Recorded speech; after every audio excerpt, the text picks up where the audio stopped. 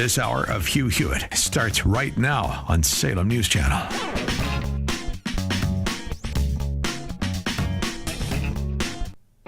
Good morning, America. Dwayne Patterson in for Hugh Hewitt on day 4 of the experiment, the producer hosting the show. If you watch mainstream media and get your news from there, you might think that all there is to talk about is Ron DeSantis, Fox News, and Tucker Carlson, when in actuality, there is real news. We'll have that in hour 1. Plus, what's going on in Israel with Dr. Michael Oren, all ahead in hour 1.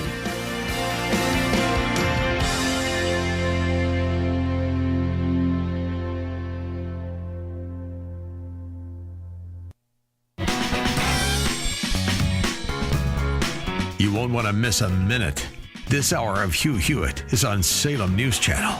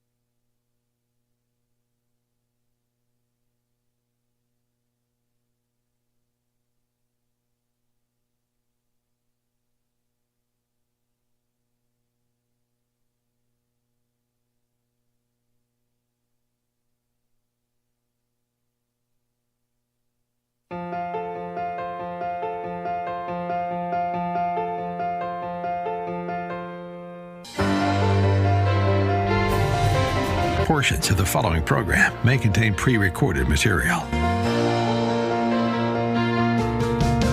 Morning glory, America. Bonjour, hi, Canada. It's Hugh Hewitt. I'm not there today in Studio West, Studio North, Studio Beltway. I'm actually far south, running after Genghis Kate and her 3 colleagues. Affable Teddy, the Artful Dodger, the Scholar. It's what it means to be a grandfather. When spring break rolls around for law school, you don't take a week off, you go take care of the grandkid. And Dwayne takes care of you. Take it away, Generalissimo. Thank you, Hugh. Day 4 of the Hugh Hewitt Show with Dwayne Patterson filling in for Hugh. Good to have you here. I have a whole bunch of news and video clips and actual, real, honest-to-goodness news that if you listen to this program, you will be up to speed much more than your fellow Americans that get their news from mainstream media, from legacy media. If you were to watch the typical media outlets coming out of D.C. and New York, the news is pretty much almost wall-to-wall Fox News, Tucker Carlson, and Ron DeSantis, and them being the essential new axis of evil, right? There was actual news that took place in D.C. yesterday. There was testimony in several different House and Senate committees that was eyebrow-raising and something that you ought to know about. There's actually some serious conversations being had. We will be talking also in the program today with Jim Talent of the Bipartisan Policy Center. We will get the latest going on over in Israel with the unrest after the attempts to change up the impact of the Supreme Court over in Israel, their reforms, their judicial reform package, with Dr. Michael Oren, former member of Israeli cabinet there in government.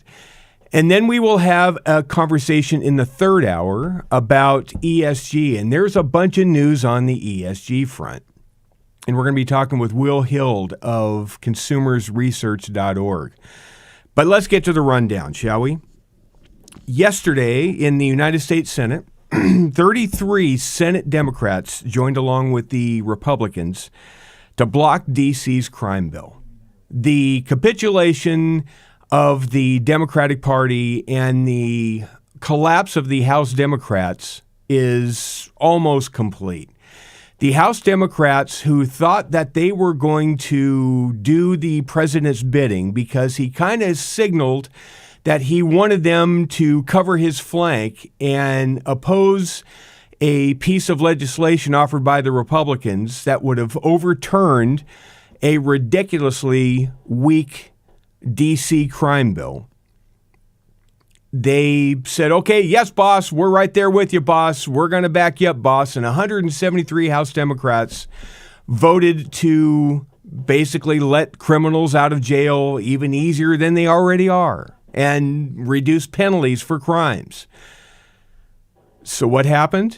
The House passed it anyway. It goes on to the Senate. In the process of moving from the House to the Senate, Joe Biden had a change of heart. There's only one problem with Joe Biden's change of heart. He didn't consult with the House Democrats who walked the plank for him first. And he said, you know what? I don't think I'm going to veto that after all. What happened? Well, among other things, a Democratic member of the House of Representatives got accosted in an elevator in D.C. Crime is out of control in the District of Columbia. And even though Joe Biden and the Democrats would love to have 2 more Democratic senators out of the District of Columbia making it the 51st state, they're starting to realize that rising crime is kind of a bad look for them, and it's not going to do much for their electoral chances down the road. And they've got to start looking a little tougher on crime, even if they don't really believe it at their core. They have to at least look the part. So in the Senate, as the movement started to grow and everybody realized that the House Democrats were stuck out on a limb, not many senators, there were still 14 of the hard progressives, you know, the Mazie Hironos and the Cory Bookers. There were 14 of them from the far left of the Democratic Party edge in the United States Senate that still voted to support basically open crime in the District of Columbia because they think that the D.C. City Council had it right. They went ahead and voted their way, but even Chuck Schumer didn't vote for it. He and 32 other Democratic senators said, yeah, we don't think we want to have a bunch of crime right here in the nation's capital because we've got to come to work here. And we actually don't want to get accosted. We don't want to get mugged. We don't want to get stabbed or shot. There actually should be some police presence here. We should actually have penalties for crimes in the district. It's amazing what happens when it happens in their own backyard. So that bill passed yesterday. It will now go to the president, who's going to sign it, because politically, it's kind of where the finger in the wind is picking up the wind. He feels like he kind of has to politically. Prayers for the recovery of Mitch McConnell. Mitch McConnell, the minority leader, was hospitalized last night after tripping in a hotel in D.C., his spokesman said. This evening, he tripped at a local hotel during a private dinner, David Popp, his spokesman, said in a brief statement. He's been admitted to the hospital where he's receiving treatment.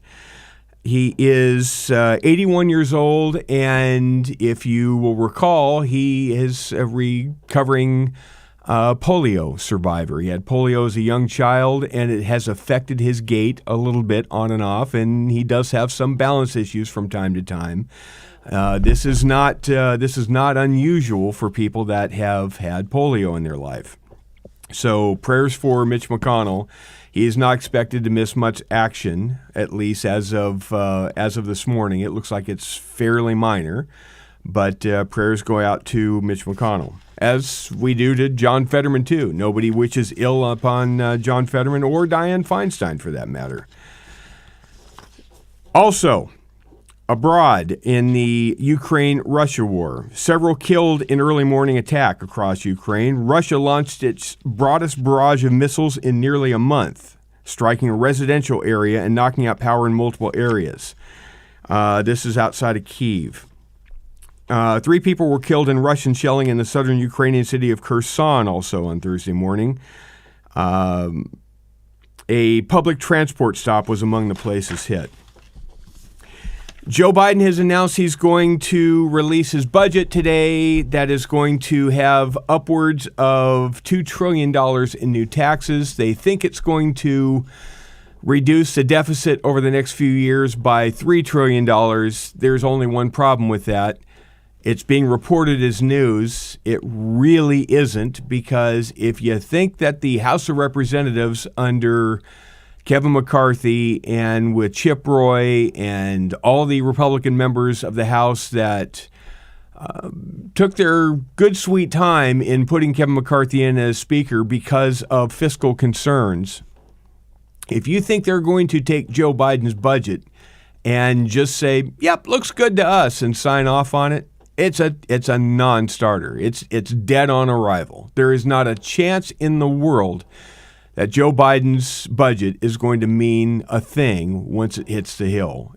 So that's news that really isn't news, but there is more news ahead that we will talk about after the break. I do want to bring to you the news that's going on south of the border in Latin America and Central and South America, and that is our Food for the Poor campaign. We're continuing to raise money to help feed people that are starving, mostly the kids, starving in a lot of these poor countries. We have a broadcaster named John Hudson out of Dallas who has traveled down there for Food for the Poor, and this is what he says and why he does it. Adam. It's not us over here and them over there, but it's all of us collectively. For a moment, we get to live life together. And the cool thing is I saw Food for the Poor and what they did, where our money goes. And it was a beautiful thing that impacted my life in such a great way that I can't wait to go back, because I believe in what Food for the Poor does. I've seen it with my own eyes, and it really is a part of my heart and a part of my life now.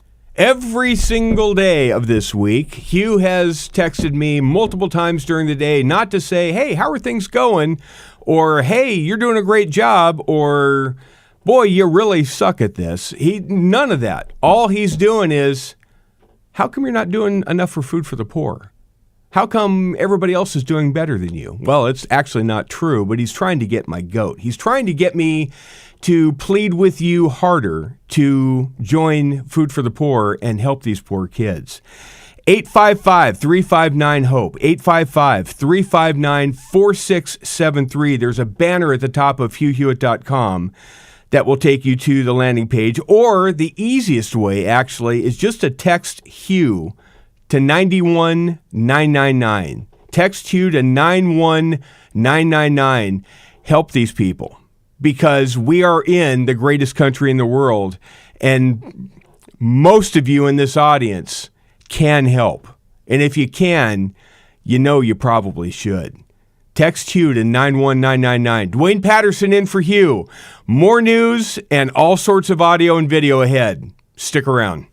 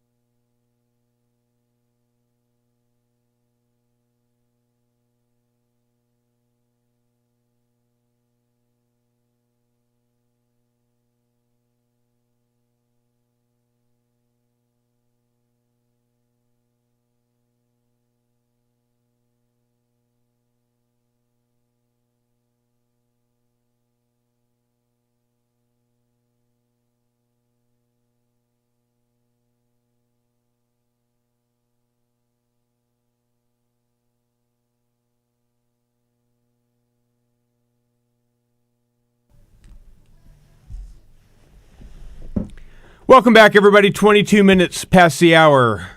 Crowded house right there.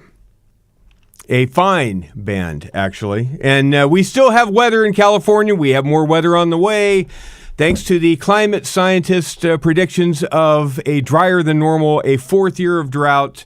Naturally, we have 4 or 5 more bands of rain that are headed towards the Southland and the mountains. It's just tremendous, the predictive abilities of the climate people. But I digress. It is International Women's Day. It was International Women's Day yesterday at the White House. We will get to how the White House and the Democratic Party celebrates International Women's Day in just a second. Look, there's so much news here. There is so much prep I did last night. I had to write a column for hotair.com's VIP section. I mean, I had to get ready for the podcast on the Universe later. It's enough to make you stress eat.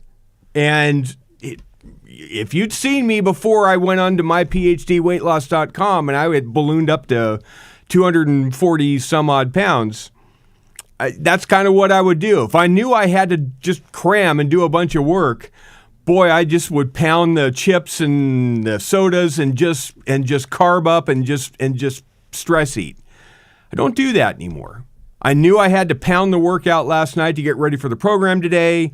I had a protein bar, had a cold water, actually had a Zevia soda, which is the kind of soda you can have because it doesn't do bad things to you. But I had that was my nighttime beverage along with a protein bar, and it worked. And I just pounded out the work. And I got up, hit the scale today, and I'm still exactly at my target weight. MyPHDWeightLoss.com not only will help you lose the weight, but it'll help you learn how to keep the weight off. That's the important part of what this program does. 864-644-1900, 864-644-1900, or go to MyPHDWeightLoss.com. It worked for me. I lost 50 pounds in 12 weeks. I've been able to keep it off for longer than that, and you can too. MyPHDWeightLoss.com. Okay, International Women's Day. Marianne Williamson is a female. She's running for president for the Democratic Party, and she is not happy. Why? Because Corinne Jean-Pierre at the White House, another female on International Women's Day, mocked her. Cut number 1. Not tracking that. I mean, if I had a what is it called? A little globe here, crystal ball, then I can tell you. But I imagine 8-ball, whatever. If I could feel her aura, I just don't have it. I was so sad. Look, Democrat on Democrat action, I'm just fine with as a Republican. Doesn't bother me any. But it bothered Marianne Williamson. Here she is, cut 2. I was so sad to see the commentary of the president's press secretary, Corinne Jean-Pierre, about me, about crystal balls, which I've never spoken or written about, and auras, which I've never spoken or written about, and just speaking so derisively and in such mocking terms about someone who is running for president of the United States. And as a woman, and this is the Democratic Party. Yes, it is the Democratic Party. And how does the Democratic Party celebrate International Women's Day? Why, Dr. Jill Biden, a female, I might add, was at the White House to celebrate International Women's Day by giving out the International Women of Courage Award. And here is who she gave it out to, cut number 5. In Argentina, Alba Ruada is a transgender woman who was kicked out of classrooms, barred for sitting for exams, refused job opportunities, subjected to violence, and rejected by her family. But in the face of these challenges, she worked to end violence and discrimination against the LGBTQI+ community in Argentina. We have 330 million people in America. Half of them, or a little more, are women. There are 7 billion people in the world. Half of them, plus a little bit, are women. You're telling me on International Women's Day, we can't actually we can't define what a woman is, to quote Justice Jackson, but we can't find an actual woman to give the woman there isn't a courageous woman anywhere on the globe that Joe Biden can slap the hardware into and give the trophy? Seriously? It's remarkable. Hillary Clinton weighed in on International Women's Day. Cut number 29, Jacob. Well, first of all, I think it's fair to say that we're making slow but steady progress on a range of issues that affect women and girls. And we have been dramatically set back by two things. By COVID, which had a disproportionate impact on women and girls around the world. And Stop. COVID and pay equity. It gives you a headache. Hillary Clinton didn't pay women anywhere near as much as she paid men in her own Senate office. It's enough to give you a headache. I wish Relief Factor fixed headaches. That's about the only thing Relief Factor doesn't take care of, is headaches. All the other body aches and pains, especially the ones that Hugh are experiencing chasing his grandkids around all week, it works really, really well on that. ReliefFactor.com. Icarian resveratrol, omega, and curcumin, the 4 magic ingredients, $19.95 starter pack. It's easy to take, easy to swallow, it gets into your system, and it works. It works. All you have to do is try it. ReliefFactor.com. Hugh swears by it. Dwayne Patterson in for Hugh Hewitt. We'll be back right after the break and start diving into actual House and Senate testimony that you probably missed that you shouldn't. We'll bring it to you next.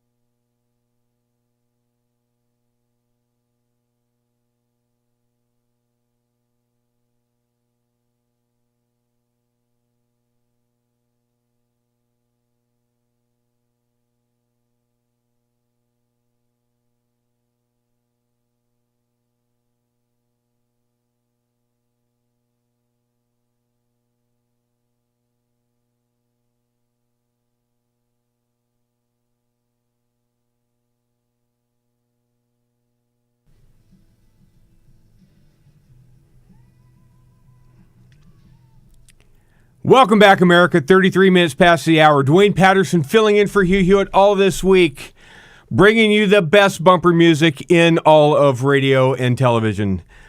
The Tedeschi Trucks Band. Susan Tedeschi, one of the finest vocalists out there. Great, great, great band. Look, I told you at the top of the hour, if you get your news from legacy media, standard media, MSM, whatever you want to call it, it is replete with Fox News is destroying the Constitution and destroying the Republic and destroying democracy. It is full of Tucker Carlson is this generation's Mussolini. Actually, I take it back. The Mussolini charge was used by Michael Beschloss, a historian, to accuse Ron DeSantis of being the new Mussolini. But between those three, Fox News, Ron DeSantis, Tucker Carlson, that's the only news that is news according to big media. That's not what took place on the Hill yesterday. Lots of committee hearings, lots of witness testimony, lots of stuff that are actually of import that you ought to know about that took place. Over in the House of Representatives, there is a subcommittee now chaired by Jim Jordan of Ohio, getting to the bottom of the origins of COVID-19. Eventually, Dr. Fauci is going to be called in front of that committee, either voluntarily or by way of subpoena. It's going to happen at some point. But they're going through all sorts of other witnesses to work their way up to that point and get testimony.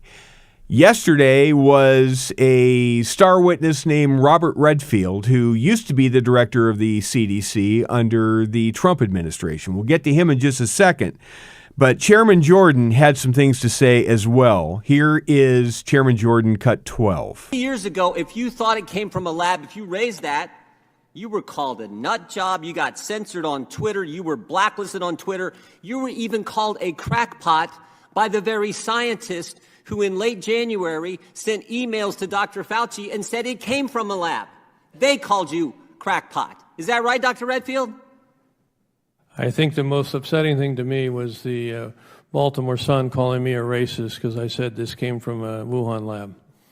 Dr. Redfield, you ran the CDC and you were on the coronavirus task force. Is that right? Correct. That was formed on January 29th, 2020. Is that right? Correct. 2 days later, Dr. Fauci gets an email from Dr. Anderson which says what? Virus looks engineered, virus not consistent with evolutionary theory. Is that accurate?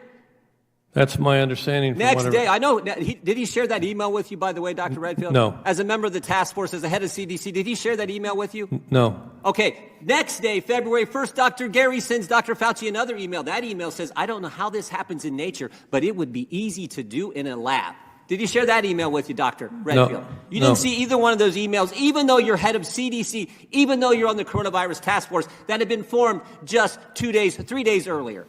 No. 3 days later, Dr. Anderson and Dr. Gary, who told us it came from a lab in emails to Dr. Fauci that Dr. Fauci wouldn't let Dr. Redfield see, 3 days later, they changed their position 180 degrees. The question is why? Mr. Wade, why would they change their position that fast when the only intervening event is a conference call with Dr. Fauci, the guy who wouldn't let Dr. Redfield see the very emails that they had sent him? It was a pretty sparky hearing, and Robert Redfield ended up having his turn to speak. And the basic takeaway is he was against the whole gain of function stuff, right? This is where we were actually paying the lab to see if it would be possible to weaponize a virus and make it more deadly to be able to study it. Not thinking, well, it could get out of control if we were to do something like that. But we were actually helping pay the CCP's lab to help generate what ended up leaking out of that lab, in all likelihood. And they knew it. Dr. Fauci knew it, Dr. Collins knew it, and they knew they were culpable. So the cover-up began in earnest to make sure they mocked anybody that came up with that theory.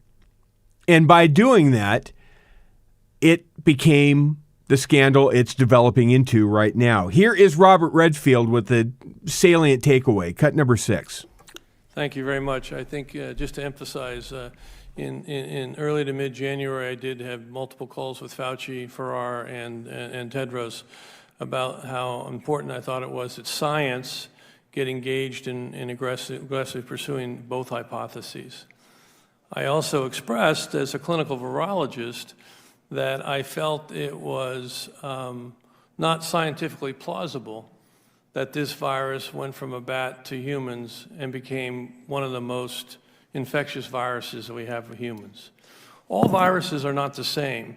So when you look at coronaviruses, for SARS and MERS, for example, when they entered the human species, which they did via an intermediate, they never learned how to go human to human. Even to this day, they don't know how to go human to human.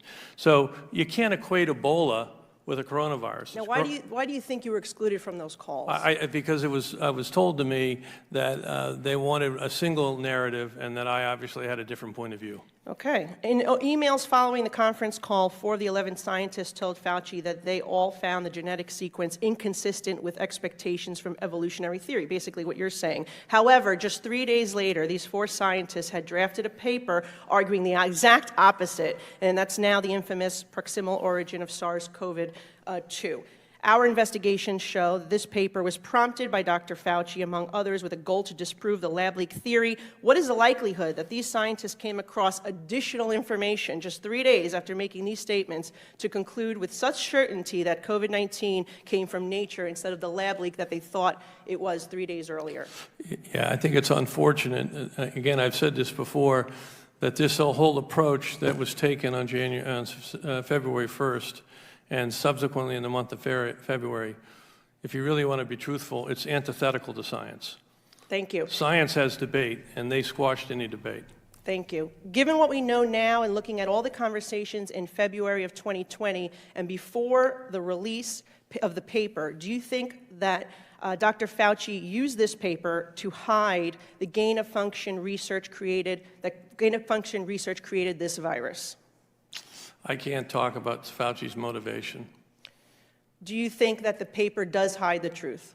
I think it's an inaccurate paper that basically was part of a narrative that they were creating. Remember, this pandemic did not start in January at the seafood market. We now know there was infections all the way back into September. This was a narrative that was decided that they were going to say this came from the wet market, and they were going to do everything they could to support it, to negate any discussion about the possibility that this came from a laboratory. I got 20 seconds left. Dr. Fauci was affirmatively told in an email that NIAID had a monetary relationship with the Wuhan Institute through EcoHealth Alliance. He was told this in January 27th of 2020. Do you think that Dr. Fauci intentionally lied under oath to Senator Paul when he vehemently denied NIH's funding of gain-of-function research? I think there's no doubt that NIH was funding gain-of-function research. Is it likely that American tax dollars funded the gain-of-function research that created this virus? I think it did, not only from NIH, but from the State Department, USAID, and from DOD. Do you understand how scandalous this is? What we're talking about here? The U.S. government basically helped create the monster that killed millions of people around the world. And once they realized they actually accidentally did everything they could to cover it up and created an outcome to cover their own backsides and call it science. And if you question it, you're questioning science. It's outrageous and scandalous, and it should be investigated further. More Robert Redfield from the House Committee yesterday, cut 7. Has gain of function stopped a pandemic, in your opinion? No, on the contrary, I think it probably caused the greatest pandemic our world has seen. Do you find any tangible benefits to gain of function research at this time? I personally don't, but I do want to stress, I think the men and women that support it are people of good faith because they truly believe it's going to lead to a potential benefit. I disagree with that assessment. Redfield also had this to say about the attempt to package the outcome. Again, science is supposed to have a hypothesis, right? and you present a hypothesis based upon your best guess, and then you test it. Science is testing that hypothesis, and either the testing will prove that hypothesis to be true, or it will prove it to not be true. And if it's not true, that's fine. Then you start with a new hypothesis, but that's the process of science, is you use the data to decide whether something is actual or not. That's not what happened here. They had the outcome, and anything that disproved that outcome was silenced, squashed, and ridiculed and mocked and turned into a conspiracy theory. Science no longer plays a part in that. More Robert Redfield, cut number 9. Real quick, I think the first and foremost is we've got to tell the truth. When you don't tell the truth, you've got a problem. And I think if you go back, there were many times when public health officials packaged the message to what they wanted to say, but it wasn't necessarily truthful. The second thing, you have to have the courage when you're a public health official to say, I don't know, when you don't know. And I think that really fundamental, that's how we begin to lose it. When people say that we're going to be okay once we get 30% immunity, and then later they say 50%, and then later they say 70%, and then the press says, well, why did you say 50% before, and now you're saying 70%, and the guy says, well, I didn't think the public was ready to hear that. You've got to tell the truth. Now, it's not just this committee. It's not just Robert Redfield.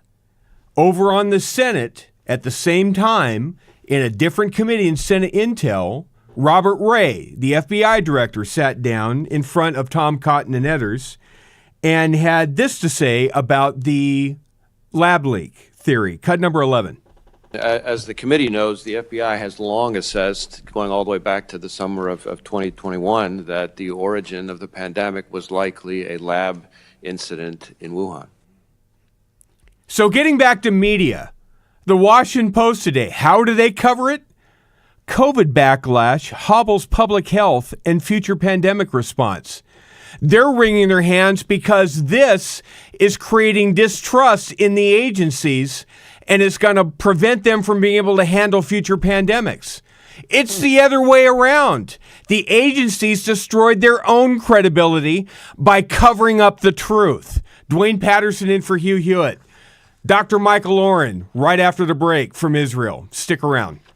Portions of the Hugh Hewitt Show are brought to you by Food for the Poor.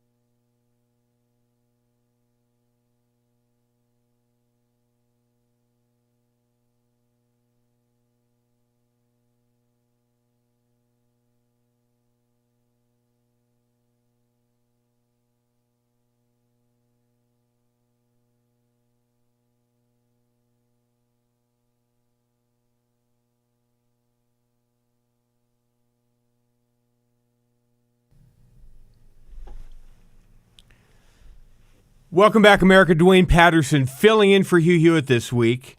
It is my great pleasure to bring in our regular Israel correspondent. That is Dr. Michael Oren, former member of Israeli government, former Deputy Prime Minister for Diplomacy, author of all sorts of great works, including his most recent, Swan's War.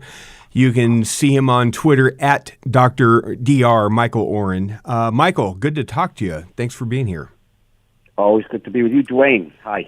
Okay, so we've got about 5 minutes here. I'm going to clear the runway and let you go because there is lots of news on what's going on in Israel.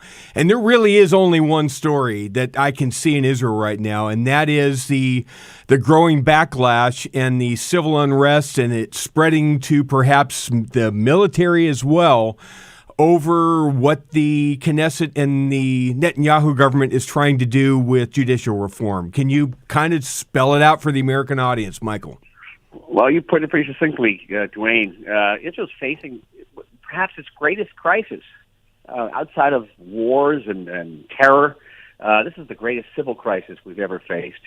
The government moving fast on legislation that would completely overhaul our judicial system, create a situation where the government will appoint all the judges in the Supreme Court, not unlike in the United States, but unlike in the United States, the Supreme Court will not have a right of judicial review, the right to overturn pieces of legislation by the Knesset. Now, in Israel, we only have two branches of government as opposed to the three in the United States.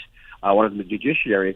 If you hamstring the judiciary, then you really have no checks on government, and that's what Israelis are going out to protest today. Not tens of thousands, hundreds of thousands. Right now blocking our major artery, the Ayalon freeway in Tel Aviv. Tel Aviv is effectively shut down today because of this. People just didn't bother going to work.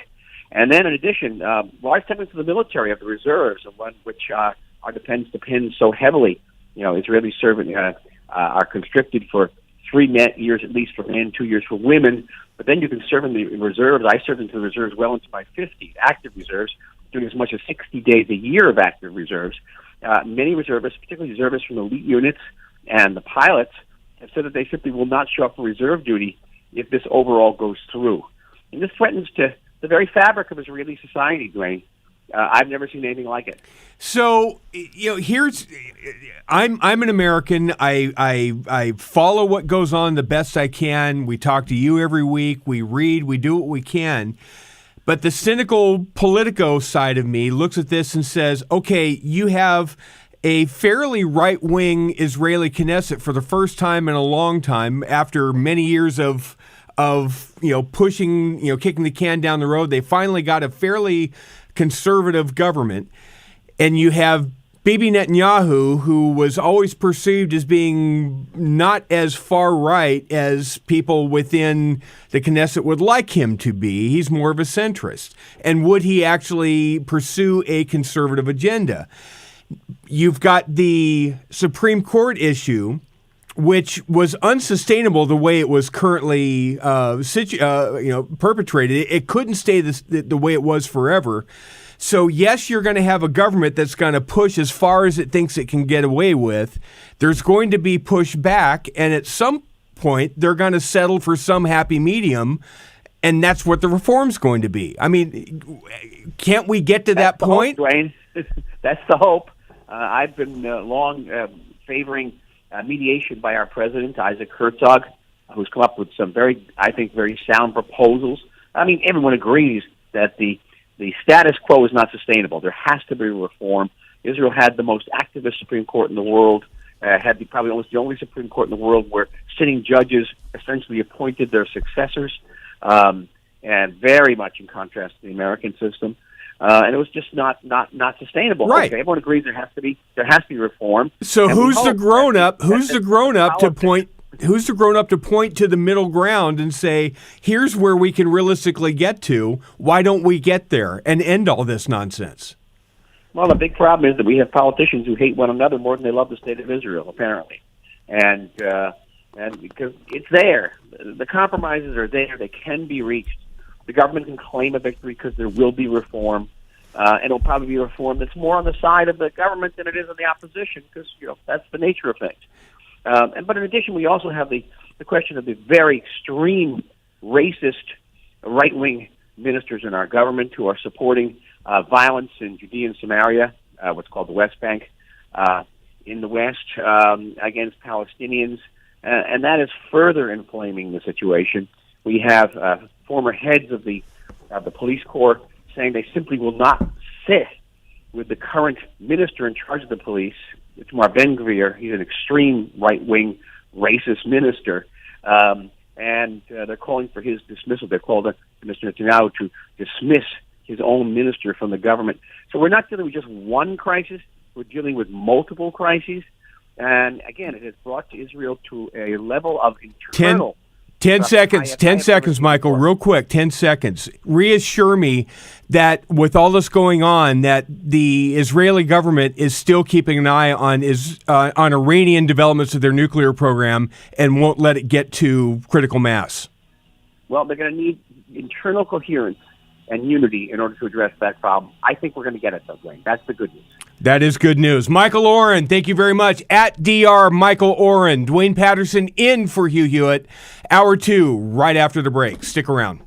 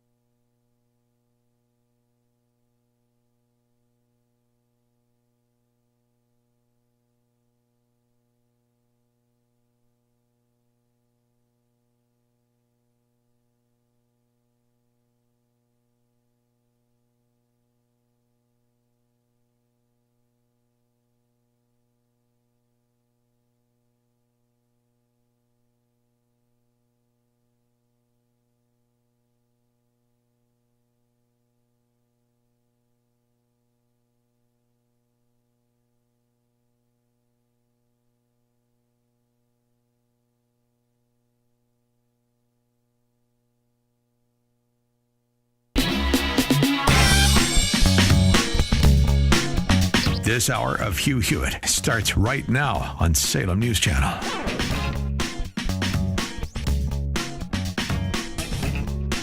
Straight ahead in hour 2 of the Hugh Hewitt Show with Dwayne Patterson filling in for Hugh. More news that actually happened on the Hill yesterday that you did not see reported very much in legacy media because they're worried about stuff that nobody really cares about on our side of the aisle.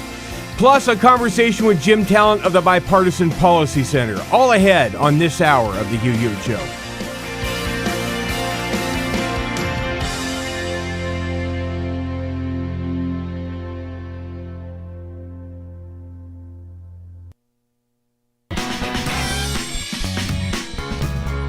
You won't want to miss a minute. This hour of Hugh Hewitt is on Salem News Channel.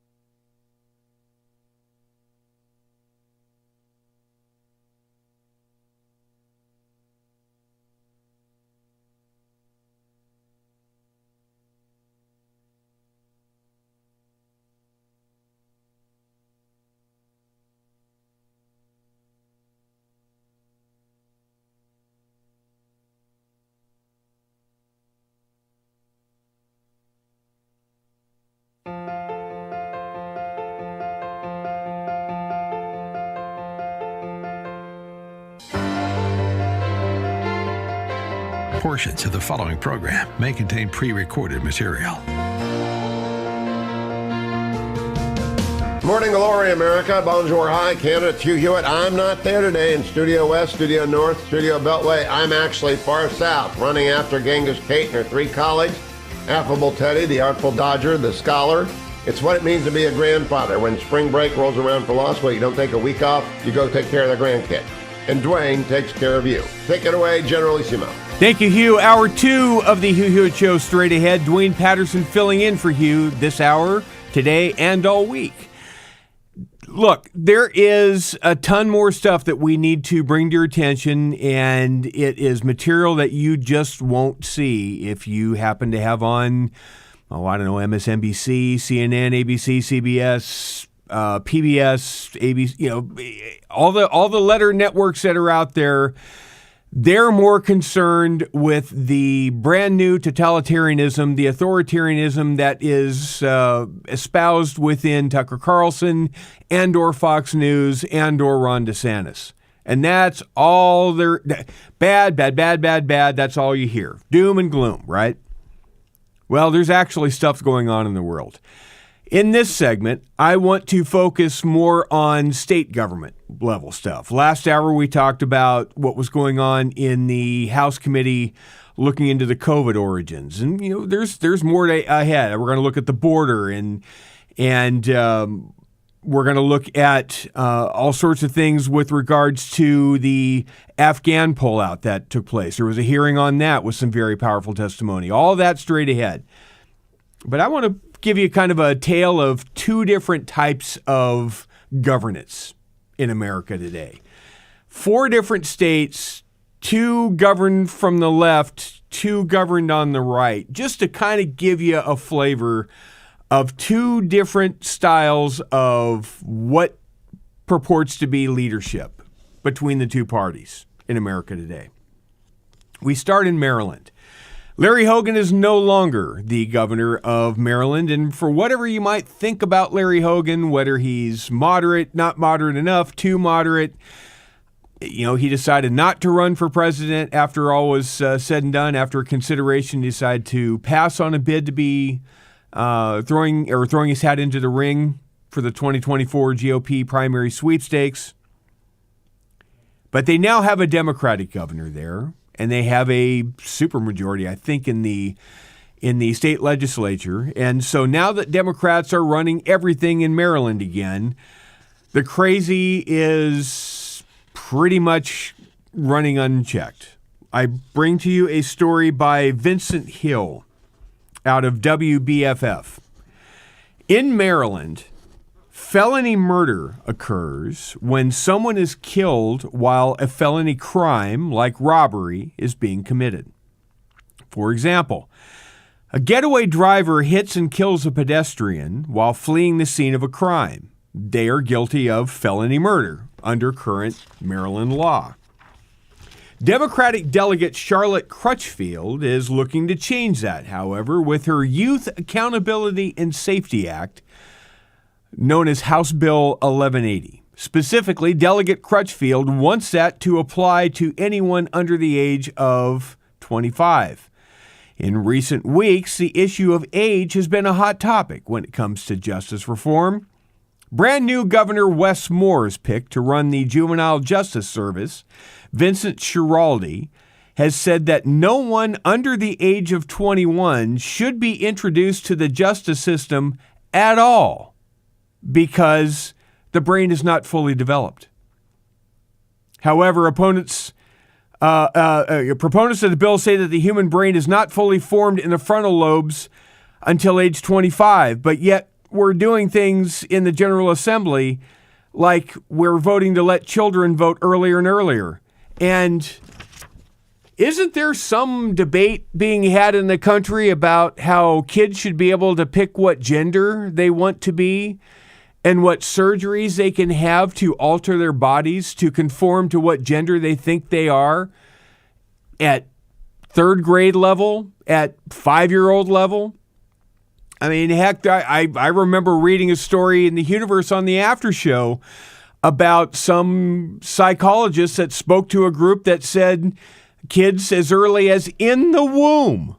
They think that they've got science that points that children inside the womb have the capability of picking what gender they want to be. No kidding. I mean, there is, quote, science out there that the left wants to point to cherry pick to think that that's a thing. But the bottom line is, when it comes to this boutique thing of gender dysphoria, which actually is a real thing, I'm not making light of gender dysphoria. What I'm saying is, it is crazy to let minors on their own with no parental consent or advice. It's crazy to let minors decide to alter and do hormone treatment and or surgery to change and remove parts of their body when they allegedly don't have the frontal lobe development, brain development until they're age 25. In Maryland, we're not talking about that. We want to let kids make that decision. But when it comes to committing crime, shoplifting, robberies, homicides, you name it, any serious crime, and if you don't think the little children are capable of committing a crime, well, you haven't been to a big city recently, have you? But in Maryland, they want to pass a law that no child under 21, not only can they not be convicted or charged with murder, if they commit a murder, they can't even be introduced into the judicial system. They can't even be charged with any crime. They can't be detained. Nothing bad can happen to them. They can't have the system come down on them under the age of 21 if they do something wrong because they don't know they're doing something wrong in their brain. That is leftist think in America today. And that's what's going on in the state of Maryland. In California, Gavin Newsom, the absent, on vacation as people are literally dying under snow in the Sierra Nevadas after a blizzard hit that wasn't supposed to hit because of the climate changes. Gavin Newsom is angry. Now, he was angry at Ron DeSantis for taking on the Disney Corporation, and he thought that was wrong. We should not, as governors, get involved in what the private sector companies do. So what does Gavin Newsom do? He just suspended a $54 million Walgreens contract because Walgreens decided we don't want to sell the abortion pill anymore. It's kind of hypocritical. On the good side of the ledger, Sarah Huckabee Sanders, after 2 months on the job, just signed the Education Reform Act that passed the House and the Senate in Arkansas and basically did in Arkansas what they did in Arizona. They now have a full universal school choice bill. Hoorah, Sarah Huckabee Sanders. That is terrific news. In Florida, Governor Ron DeSantis took to the podium to answer charges about his school book, inappropriate school book in middle school libraries. Here is what he had to say, cut number 30. You've also heard some things about the ability or the availability of African American history in Florida. And this grew out of, there was a proposed course that the College Board was sending to different states. It hadn't even been approved yet. And they were soliciting feedback, so it's still in the experimental stages. But our Department of Education said, this is rejected. It clearly goes against our standards about opposing ideological indoctrination. And so we identified the reasons why. So you just tell me whether you think this is something that is appropriate for an African American history course. So this is, they had a thing about queer studies, right? They put that in this course. And this is the quote from one of the readings there, quote, "We have to encourage and develop practices whereby queerness isn't surrender to the status quo of race, class, gender, and sexuality. It means building forms of queerness that reject the given realities of the government and the market." And I'm just thinking to myself, why aren't we talking about Frederick Douglass? Why aren't we talking about things that I think can really matter? And so you had a whole bunch of other things. A lot of this was informed by, I would say, neo-Marxism. heavy ideological bent. And so that clearly is not something, that we're going to do. But what they would say then is because this ideologically driven course was not something that met our standards, that somehow Florida prohibited teaching anything about black history. We'll come back to that after the break. Here's the bottom line. Ron DeSantis going right at it by actually reading and citing what the offensive material is. And as soon as he does that, media runs away because we can't show that. We can't air that. We just want your kids to see it. Dwayne Patterson in for Hugh Hewitt. More right after the break. Stick around.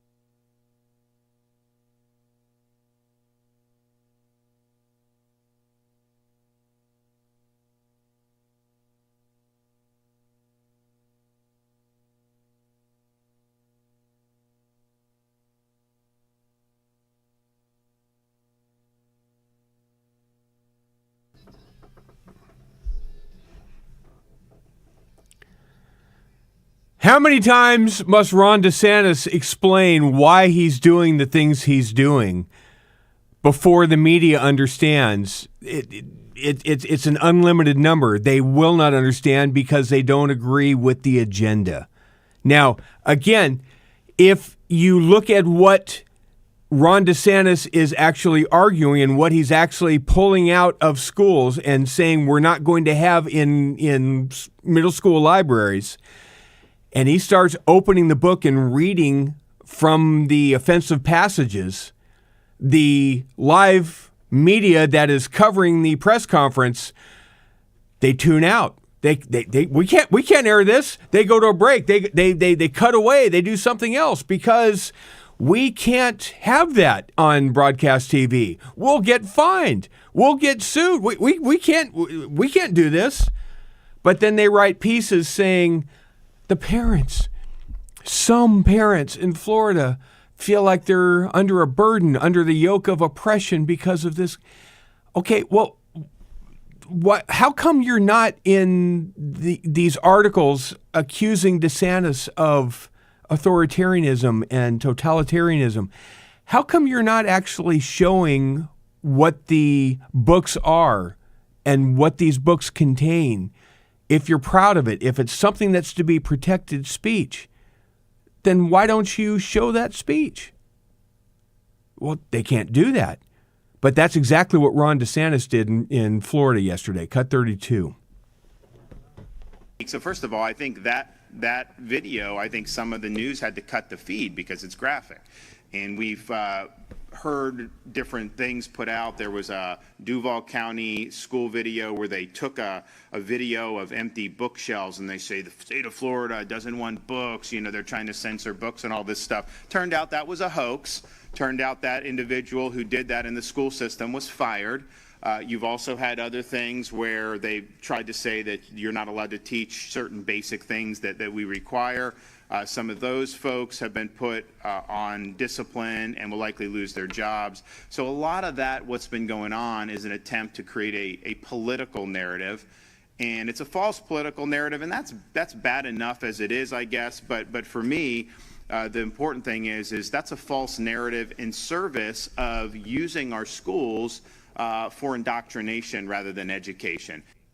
Amen. And he's going to keep doing that over and over again. As long as this is a controversy, he's going to keep hammering the point home and shining a light on what this actually is. By the way, no book, even these books that are being removed from the library, if you want to read the book, they're available anywhere in Florida. It's not like the book has been banned. They're just keeping kids from seeing it in junior high in middle school classrooms. These same middle schools where kids' brains aren't fully formed until they're 21 or 25. Right? Let's do a market report. We're going to do it a little differently today because according to Hakeem Jeffries and Karine Jean-Pierre, the market report is just splendiferous. Here's Hakeem Jeffries on CNBC yesterday morning, cut 26. Yes, it's reasonable for us to have a conversation moving forward about how do we continue to reduce the deficit and bring our debt into a better situation. That's what President Biden has been able to do. He's been able to do what again? He reduced the deficit? When did he do that? Because it's still more than what we spend every year. The debt, has it gone down $1? No. It's still increasing by the tens of thousands of dollars a second. It's nonsense. Karine Jean-Pierre, cut 27. When we talk about deficit reduction, when we talk about being fiscally responsible, this is something that the president has talked about since the campaign. And you hear me, just as I did moments ago, talk about the $1.7 trillion deficit that he did the first 2 years. You know that they're going to spend more money. You know that it's going to cause more inflation. You know that the recession is coming. You need to protect yourself, at least part of your retirement assets. You need to protect it in gold. Why do you think people are buying gold? Gold is up today. It's up 18.22 an ounce in pre-trading. There's a reason why people are buying gold, because they know that there's still trouble ahead financially. Birch Gold is the place where you go and buy your gold. That's where Hugh buys his gold. You can text Hugh to 989898 to get your free info kit on gold and to claim eligibility for your free home safe by March 31st. Text Hugh to 989898.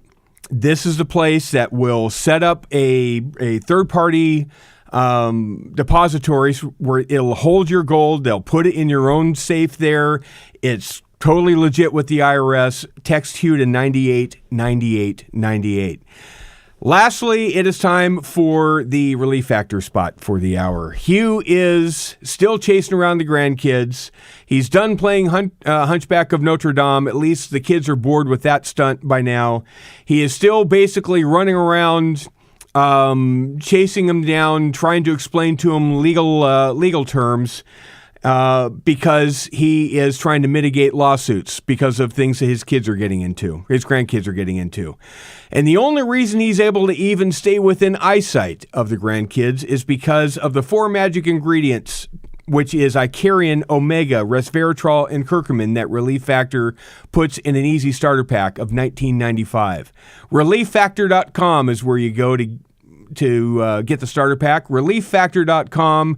You should try it. Hugh has absolutely sworn by this product. You should as well. ReliefFactor.com. We are going to shift gears and go to more House testimony and some Senate testimony right after the break. Dwayne Patterson filling in for Hugh. We'll be back in just a second.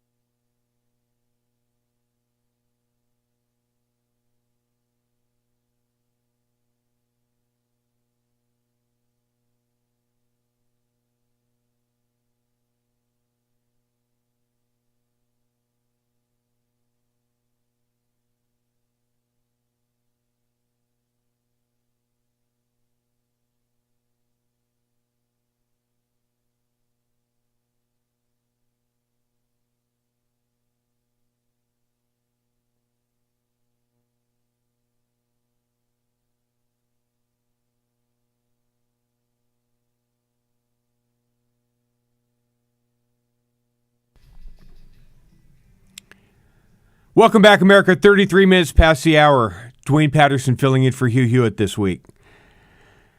Yesterday in the House Foreign Affairs Committee, HVAC, Mike McCall, the chairman of the committee, began a series of hearings into one of the most disgraceful periods of American foreign policy in the last couple of decades. And that is the abject withdrawal and surrender of the United States to a terrorist group in Afghanistan, resulting in the loss of life of 13 brave American service members, along with countless Afghanis and people that we left behind and stranded to the fate of the Taliban. It's a disgraceful period of time. And much investigation needs to be done to look into what Joe Biden and this administration were thinking and who made what decisions and what should be done in the aftermath. Chairman McCall had this to say, cut number 19. I requested engagement authority while my team leader was ready on the M110 semi-automatic sniper system. 19. I want to do 19 first, Jacob. Because even though President Biden said, and I quote, if there's American citizens left, we're going to stay to get them all out, end of quote, we now know that he left more than 1,000 American citizens in Afghanistan.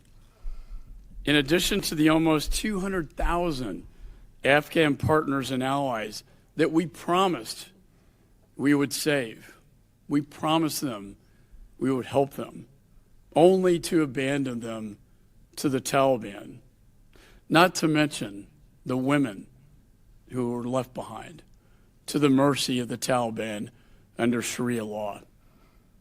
This was an abdication of the most basic duties of the United States government, to protect Americans and leave no one behind.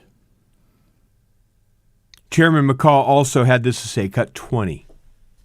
What happened in Afghanistan was a systemic breakdown of the federal government at every level and a stunning failure of leadership by the Biden administration. 3 witnesses I'm going to bring to your attention that mainstream media will not let you hear because it doesn't make Democrats and Joe Biden look very good. Sergeant Tyler Vargas Andrews is one of the snipers that we had on Overwatch at the Kabul airport that fateful day when a suicide bomber got too close to the wire, too close to the gate, and detonated themselves and killed scores of Afghanis trying to flee the Taliban and took out 13 of our American service people that were trying to keep some semblance of order there. Here is the testimony of Sergeant Tyler Vargas Andrews, cut 16. I requested engagement authority while my team leader was ready on the M110 semi-automatic sniper system.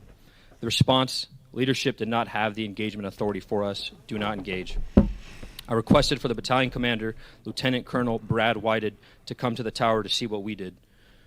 While we waited for him, psychological operations individuals came to our tower immediately and confirmed the suspect met the suicide bomber description. He eventually arrived and we showed him our evidence, the photos we had of the 2 men.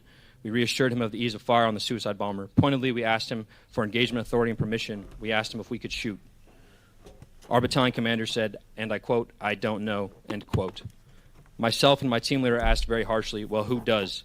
Because this is your responsibility, sir. He again replied he did not know, but would find out. We received no update and never got our answer. Eventually, the individual disappeared. To this day, we believe he was a suicide bomber. We made everyone on the ground aware. Operations had briefly halted, but then started again. Plain and simple, we were ignored. Our expertise was disregarded. No one was held accountable for our safety.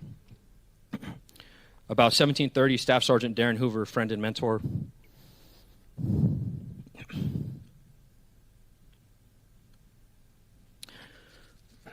came to get me from the tower to go help find an Afghan interpreter in the crowd.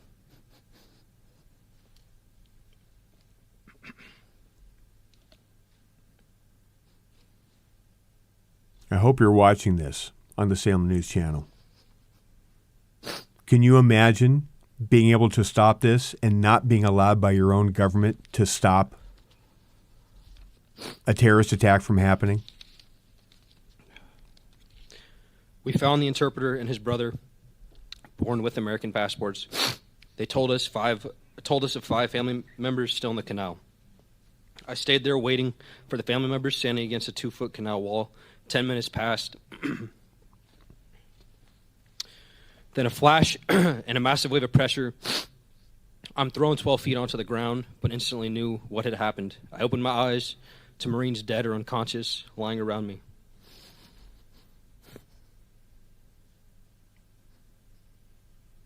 He identified the threat. He had the threat in his crosshairs. All he needed was the permission to do it. And we wouldn't have lost that many people, including 13 service members.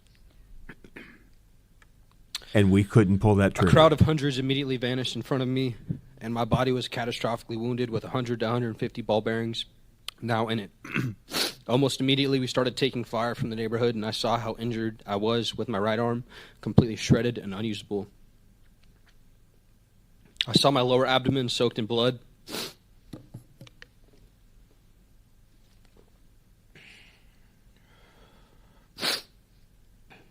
I crawled backwards roughly 7 feet because I thought I was still in harm's way.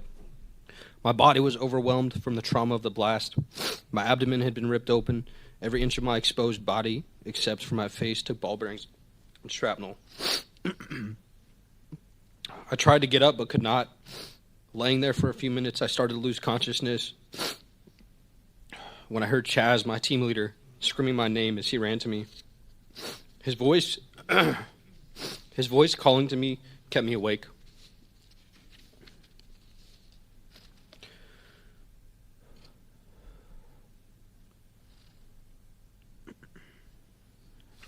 You'll notice Nancy Pelosi and the Democrats couldn't hold a hearing like this in the last 2 years. Couldn't be bothered with that. They'd rather impeach the president or go back and retroactively go after Donald Trump. He dragged me to safety and immediately started triaging me, tying tourniquets on my limbs and doing anything he could to stop the bleeding and start plugging wounds with the help of the other Marines. I was awake through most of it, screaming, moaning, and cursing. I ask you to please ask me about getting shot at the tower in Abbey Gate and how no one wanted my report post-blast. Even NCIS and the FBI failed to interview me. Asked me to elaborate on my ordeal post-blast, and asked me about this one little girl and her family that I reunited.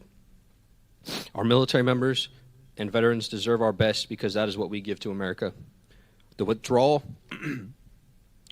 was a catastrophe in my opinion, and there was an inexcusable lack of accountability and negligence. The 11 Marines, 1 sailor, and 1 soldier that were murdered that day have not been answered for. Thank you for giving me this opportunity to speak.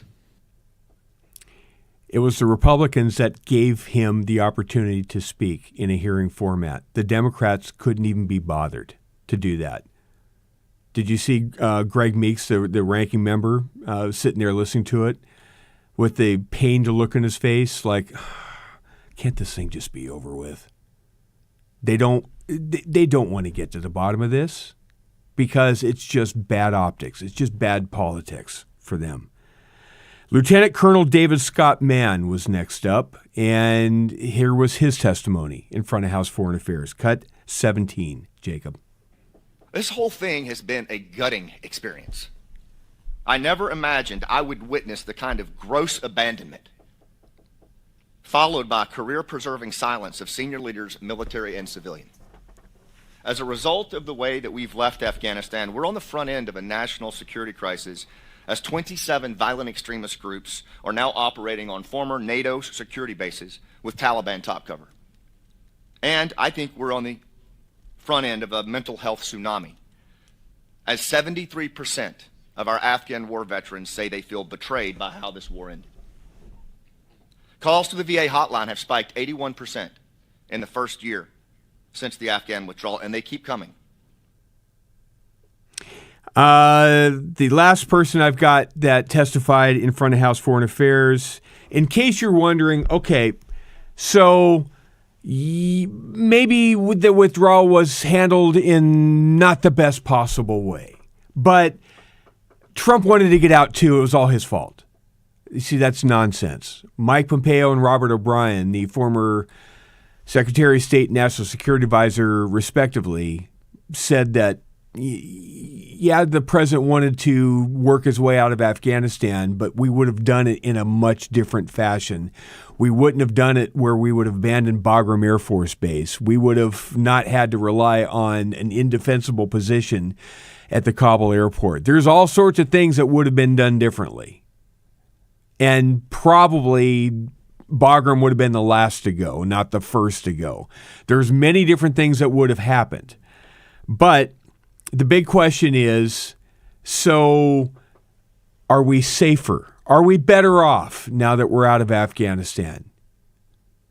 Well, here is an expert witness. This is Lieutenant General Scott Berrier, who is the director of the Defense Intelligence Agency, the DIA. Here is his testimony at House Foreign Affairs, cut number 18. Senator Collins, thank you for that question. From our perspective at the Defense Intelligence Agency, certainly our reach and grasp into that nation since the fall of the government has eroded over time, but we still have some access, and I would say based on what we know right now from the threat of al-Qaeda, they're trying to survive basically without a real plan to at least or intent to attack the West anytime soon. And I would say that ISIS-K poses a bit of a larger threat, but they are under attack from the Taliban regime right now, and it's a matter of time before they may have the ability and intent to actually attack the West at this point. If you're like me, you're seething. Channel it. Channel it like I would channel it. Channel it like I have channeled it. Do something good for the world. Donate to Food for the Poor. Help out starving kids in different parts of the world that are lacking food for no fault of their own. I know you're angry. Do something good with it. Make a difference in somebody's life. 855-359-HOPE. That's 855-359-4673. Go to the banner at the top of HughHewitt.com or text Hugh to 91999. Make a difference. Do something good. Text Hugh to 91999. Dwayne Patterson in for Hugh Hewitt. We'll be back right after the break and talk to Jim Talent. Stick around. Portions of the Hugh Hewitt Show are brought to you by Food for the Poor.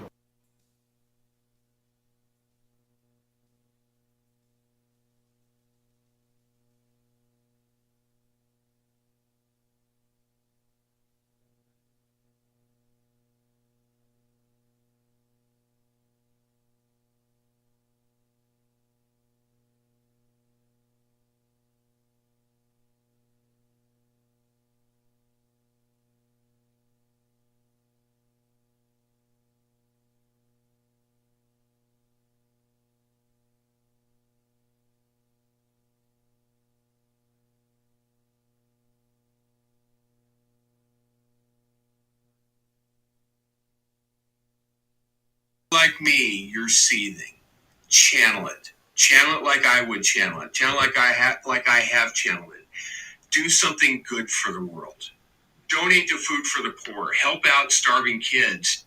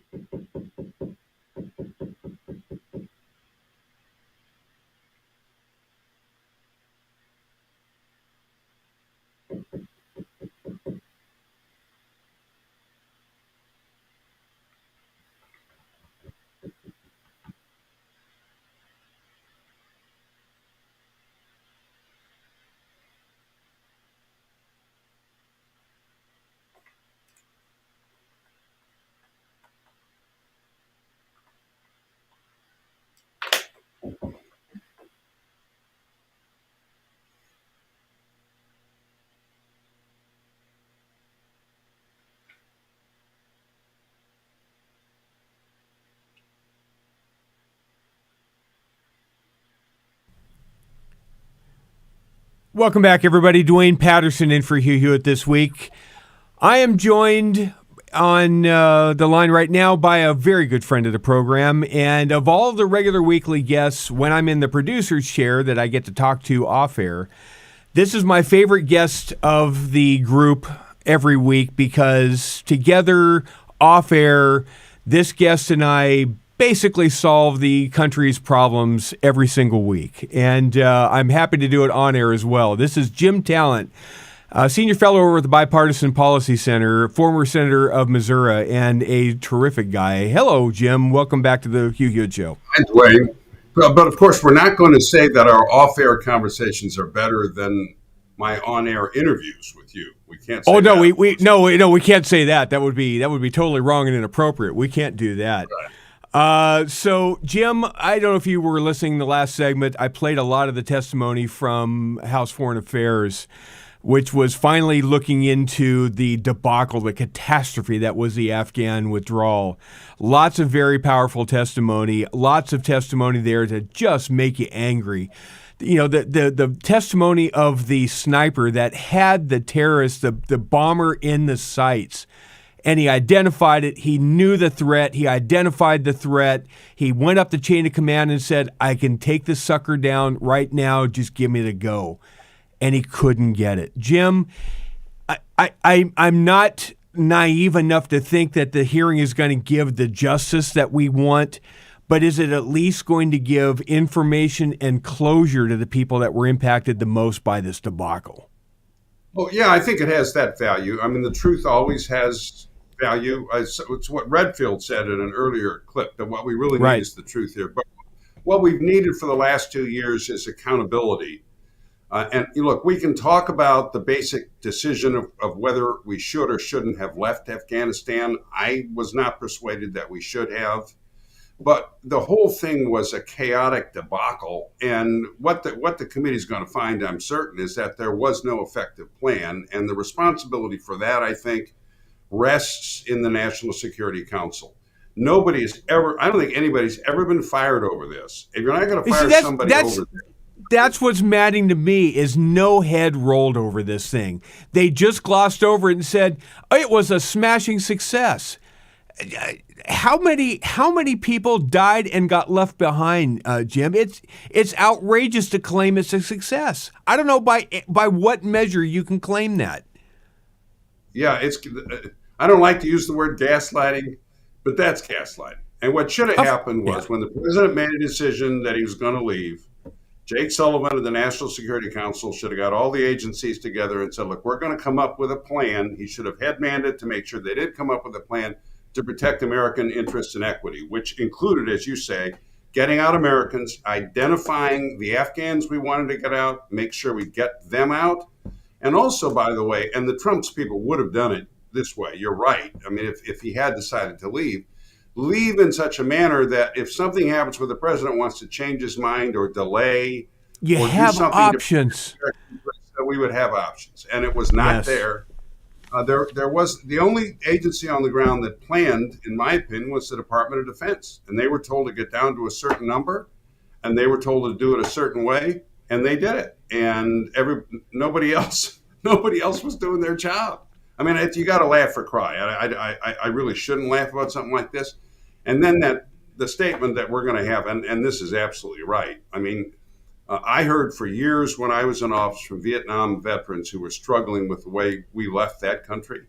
And we're going to get the same thing for years and years to come. For years to come. The emotional damage that was done to that whole cohort of people that served. We haven't begun to realize the damage that has done, the toll that has taken. I want to shift to another. Yeah. Go ahead. Sorry. I want to shift to another, before we run out of time, piece in the Washington Post this morning by Missy Ryan. In race to arm Ukraine, the U.S. now faces cracks in its manufacturing might.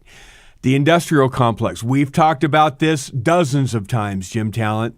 I'm great with arming Ukraine and helping them do the fight against Russia, but I'm worried about completely emptying the stores and having to face China's. How are we going to fix this?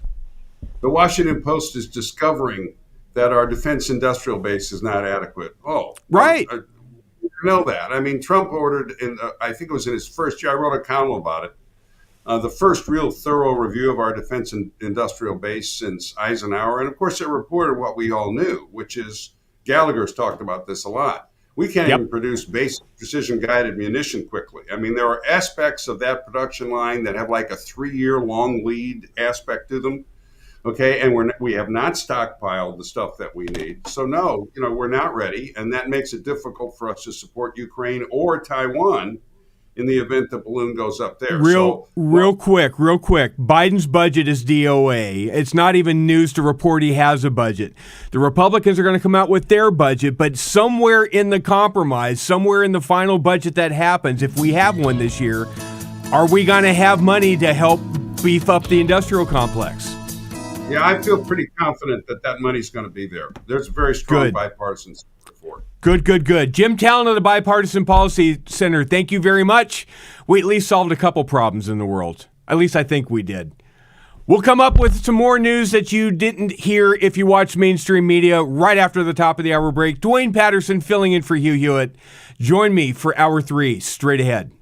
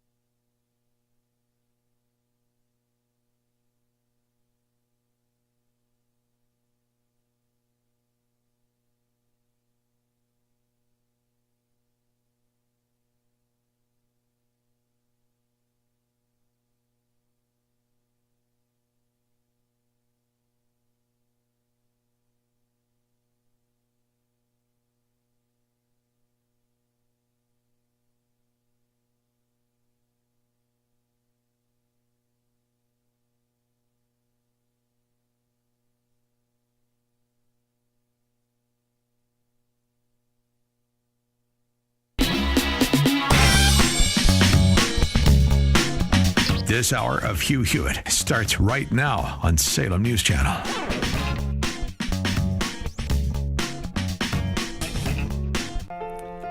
Hour 3 of the Hugh Hewitt Show is straight ahead. Dwayne Patterson filling in for Hugh, and we continue to roll out a tremendous amount of testimony and news from Capitol Hill that you're not seeing reported very much, including some news on the ESG front. We'll also be joined by Will Hild of Consumers Research, talking about the latest on the attempts to take retirement money and spend it on left-wing causes. All ahead on Hour 3 of the Hugh Hewitt Show.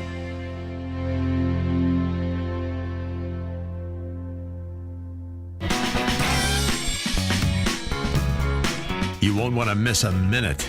This hour of Hugh Hewitt is on Salem News Channel.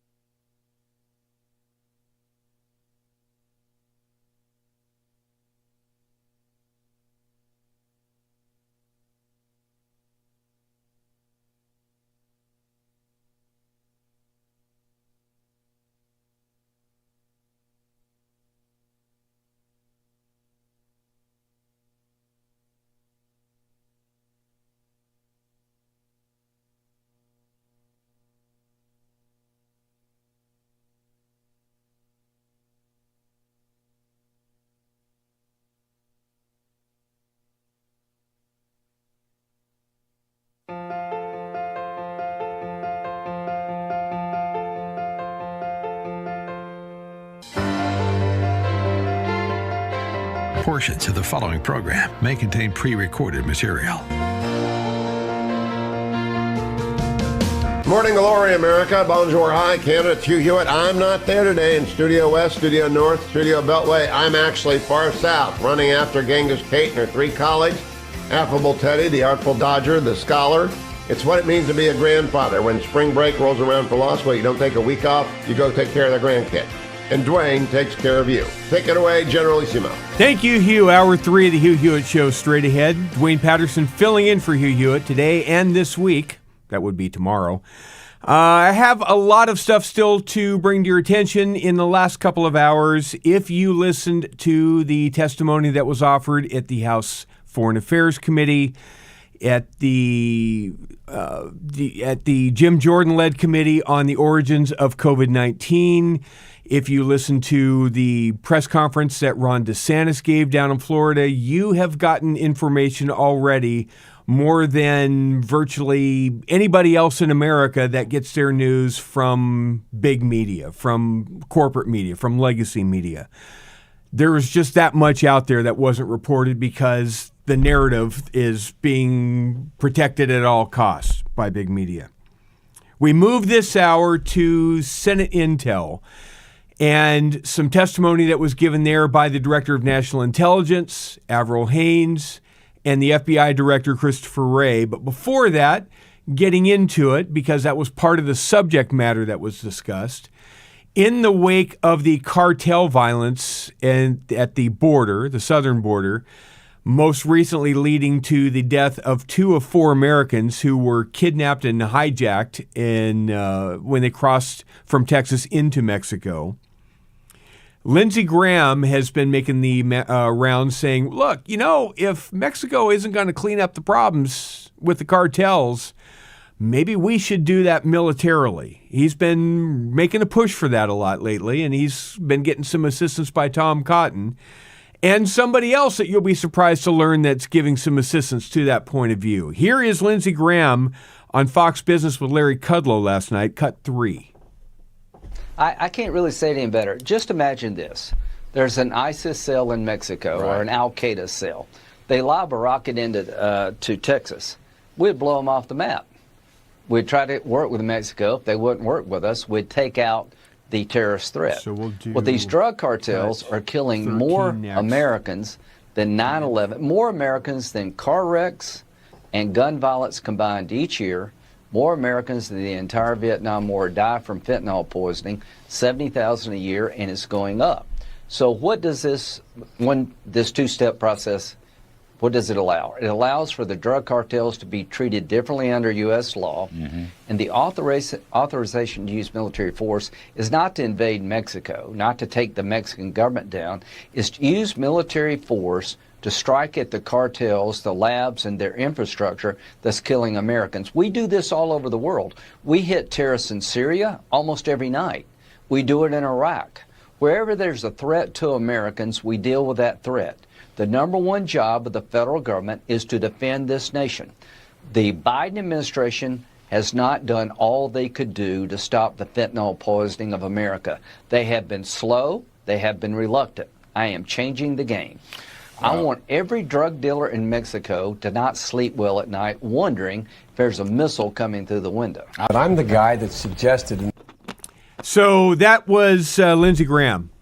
And he's putting the war back in the war on drugs. And he had some help on TV. Over on Fox with John Roberts, Arkansas Senator Tom Cotton had this to say, cut number 13. John, it's a terrible news story about the loss of the 2 American lives and the other 2 wounded.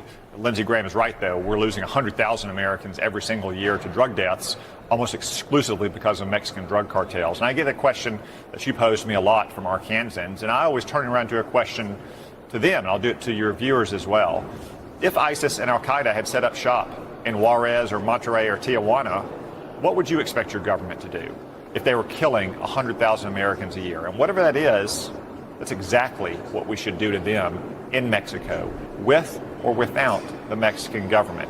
We have a long history of our military protecting us from these threats from drug traffickers and narco-terrorists.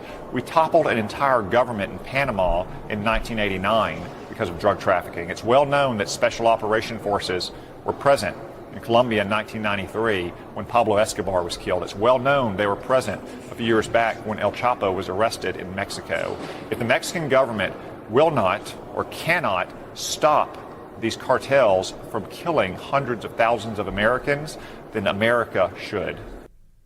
Oh, pshaw, you say on the left.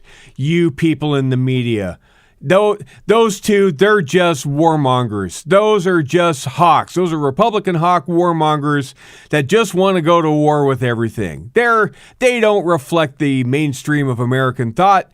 There's no Democrat that's going to agree with that, except, of course, the leader of the Democratic Party in its current form, Joseph Robinette Biden Jr., actually agrees with them. Cut number 4. But I'm the guy that suggested in the first national drug strategy that we get the military involved. The military, in fact, can do a very important job by using their radars, by using their technology, by using their ability to identify, for purposes of interdiction, drug trafficking patterns. Now, granted, that was back in 1996 when Joe Biden didn't have any plans of seeing what the Democratic Party is currently turned into. But back then, he sure sounded like Lindsey Graham and Tom Cotton, didn't he? At the actual Senate Intel Committee today, they started talking about the fentanyl crisis and the impact at the border.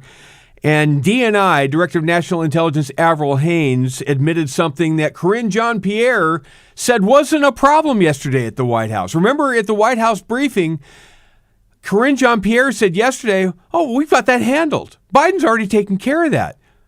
Fentanyl trafficking isn't a thing anymore. We've already taken measures and that's handled. That box is checked. Well, Avril Haines, the Director of National Intelligence, doesn't seem to agree with that. Cut number 15. 15.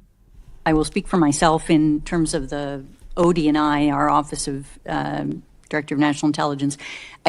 We have a National Intelligence Manager that covers this issue and a National Intelligence Officer.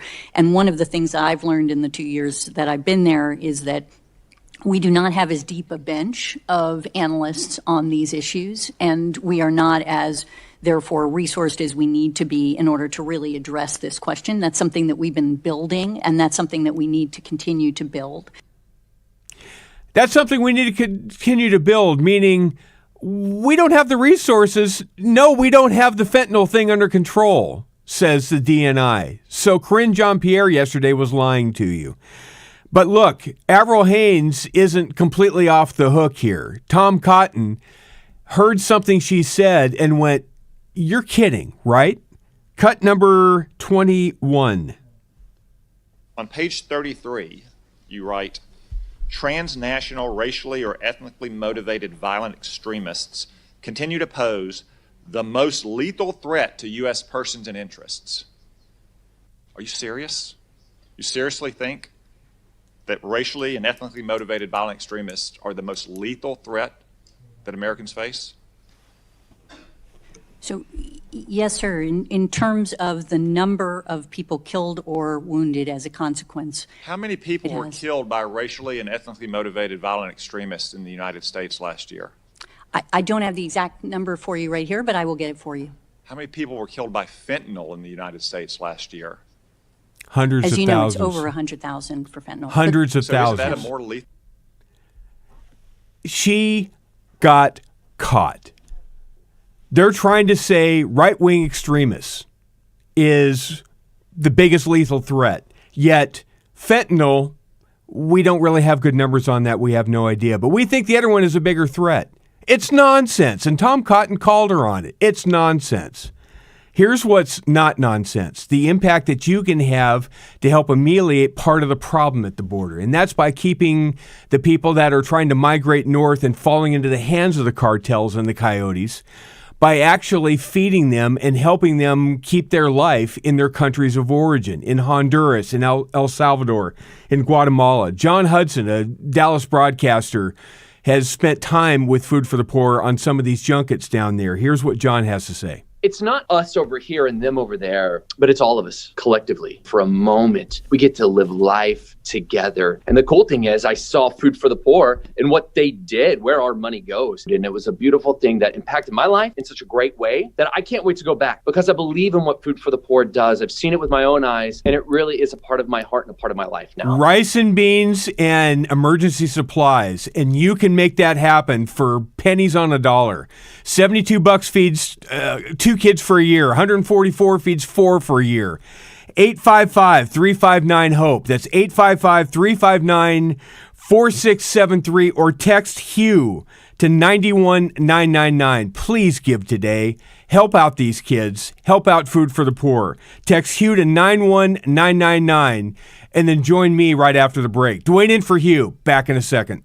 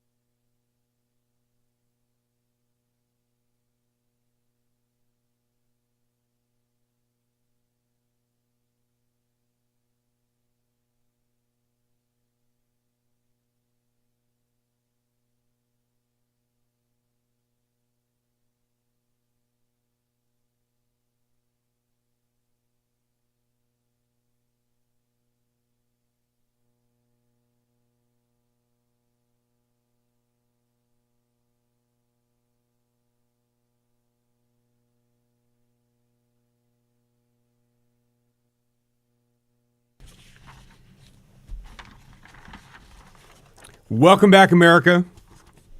22 minutes past the hour. Dwayne Patterson filling in for Hugh for the rest of today and this week.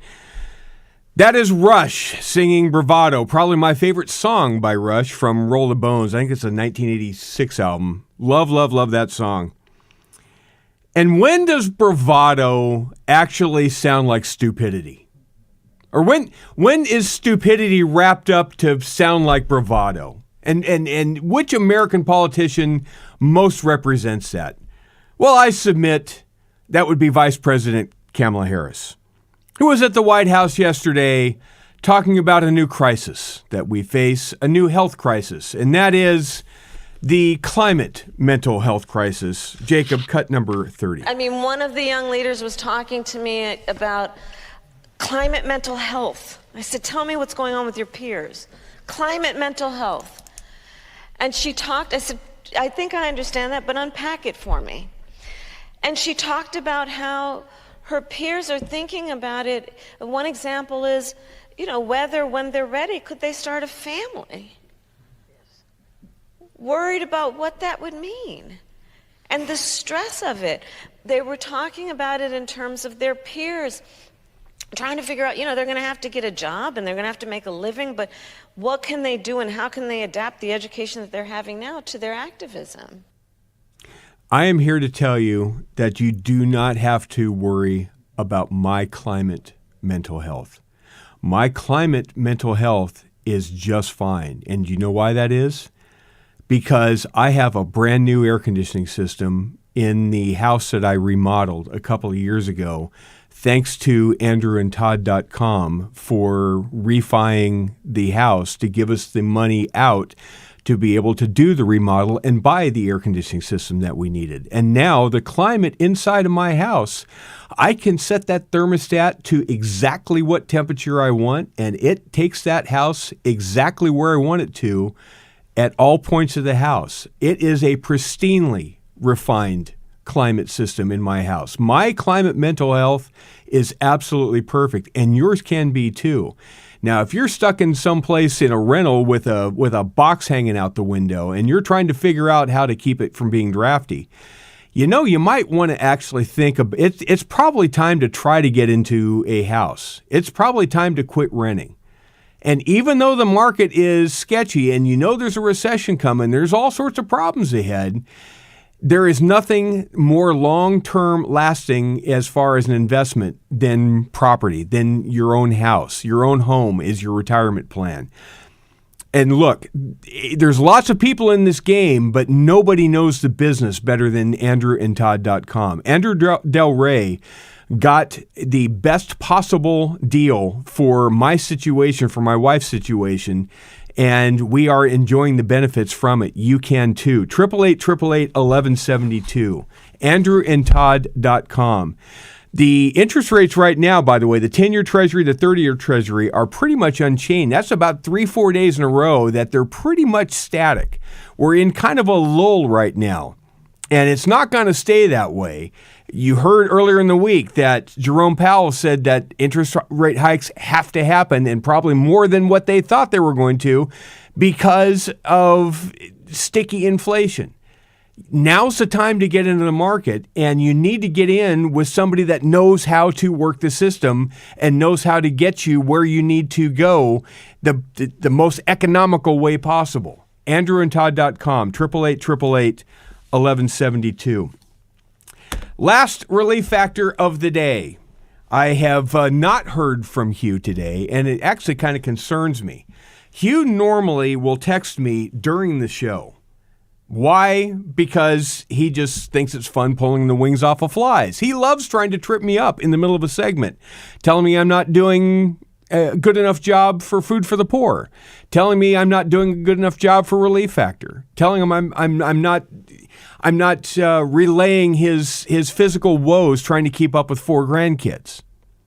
I try to tell him I am, and that people can go to relieffactor.com and they can take the same 4 supplements that you take.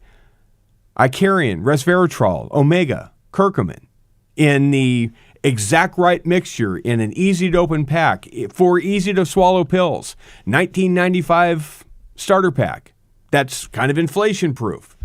All they have to do is go to relieffactor.com. I tell him that every day, but no, he doesn't text me today, and I'm beginning to worry about him. I'm beginning to wonder if Genghis Kate and Teddy Buddha got the best of him, if he's down for the count. I haven't had a proof of life text from Hugh today, and that's a little alarming to me. Maybe he's got a double, maybe he's got a triple down on Relief Factor for today. All I know is it does work for him. It keeps him in the game with his kids. It will keep you in the game as well. ReliefFactor.com, ReliefFactor.com.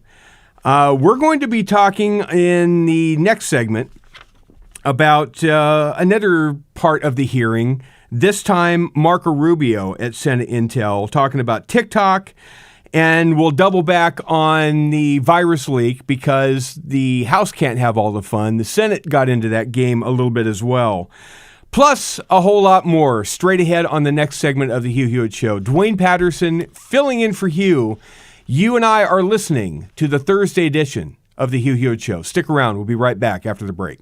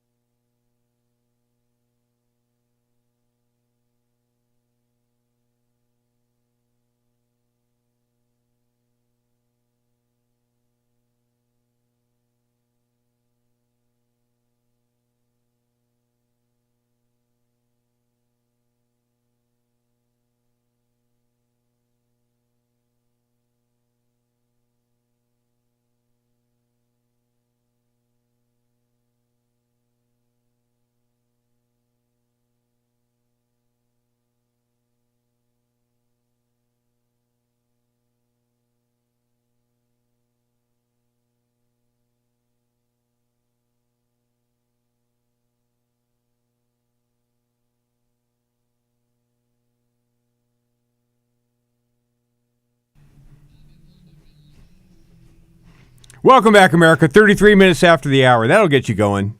Little Hoodoo Gurus on the Hugh Hewitt Show on a Thursday morning. Nothing wrong with that right there. Great band. Got a new album out, too, I think. I think they reformed and actually released an album this year, which was pretty wild. What's My Scene?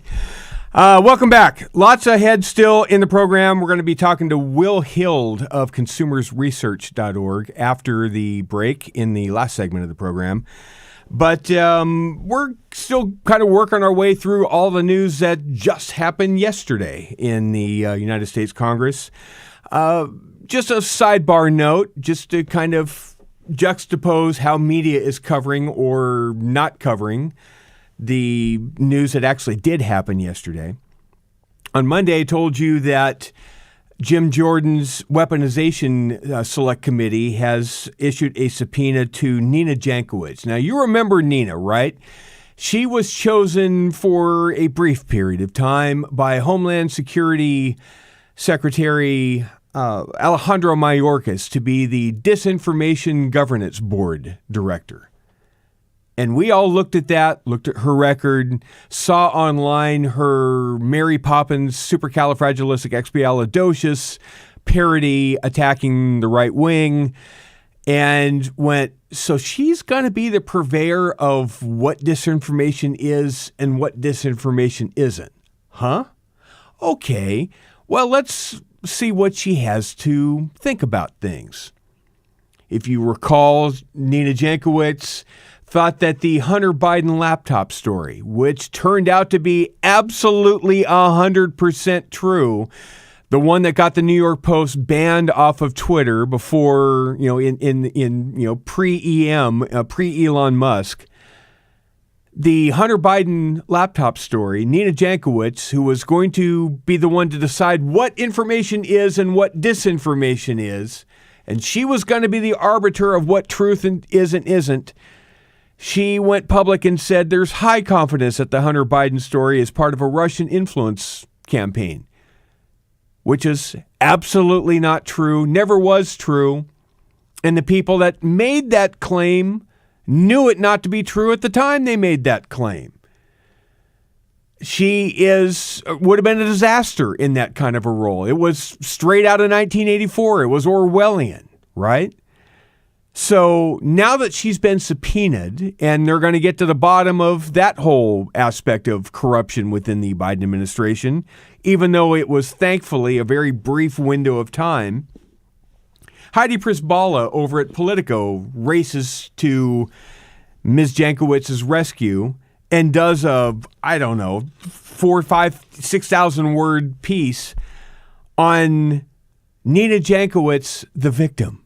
How she's been the true victim in this entire affair, how she's been demonized, and how her life has been turned upside down, and how all the big meanies on the right have completely distorted her entire life, and how she is the true victim in this entire story.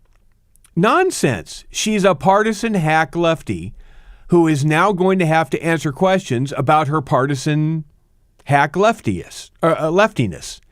And it'll be a lot of fun to see her actually on the stand under oath or on the panel. It'll be quite interesting. Meanwhile, back over at the Senate Intel Committee, Marco Rubio had a couple things to say. One about TikTok and the threat that even the national security apparatus inside Biden's administration realizes the dangers of TikTok. Here's Marco Rubio, cut 22. You're familiar with this, the most downloaded app in the world, one of the most downloaded app in the world, the social media company TikTok. Could the Chinese government, through its ownership of ByteDance, that owns ByteDance US, if they wanted to, and ByteDance US were willing to cooperate or forced to cooperate, could they use TikTok to control data on millions of users? Yes. Could they use it to control the software on millions of devices, given the opportunity to do so? Yes. Could they use it to drive narratives, like to divide Americans against each other? For example, let's say China wants to invade Taiwan, to make sure that Americans are seeing videos arguing why Taiwan belongs to China and why the U.S. should not intervene? Yes. I will restate the advice that we have been given by all sorts of people in the know in the intel community, whether it's from Tom Cotton, whether it's from Mike Pompeo, whether it's from Robert O'Brien, any number of intelligence officials. If you have or have ever had TikTok on your phone, take that phone, place it on a flat surface, grab a hammer, hit that phone with a hammer as hard as you possibly can, and replace the phone. It's not good enough just to delete the app at this point. It's too late. That phone and every stitch of data on it is compromised. That's how insidious TikTok and the CCP is.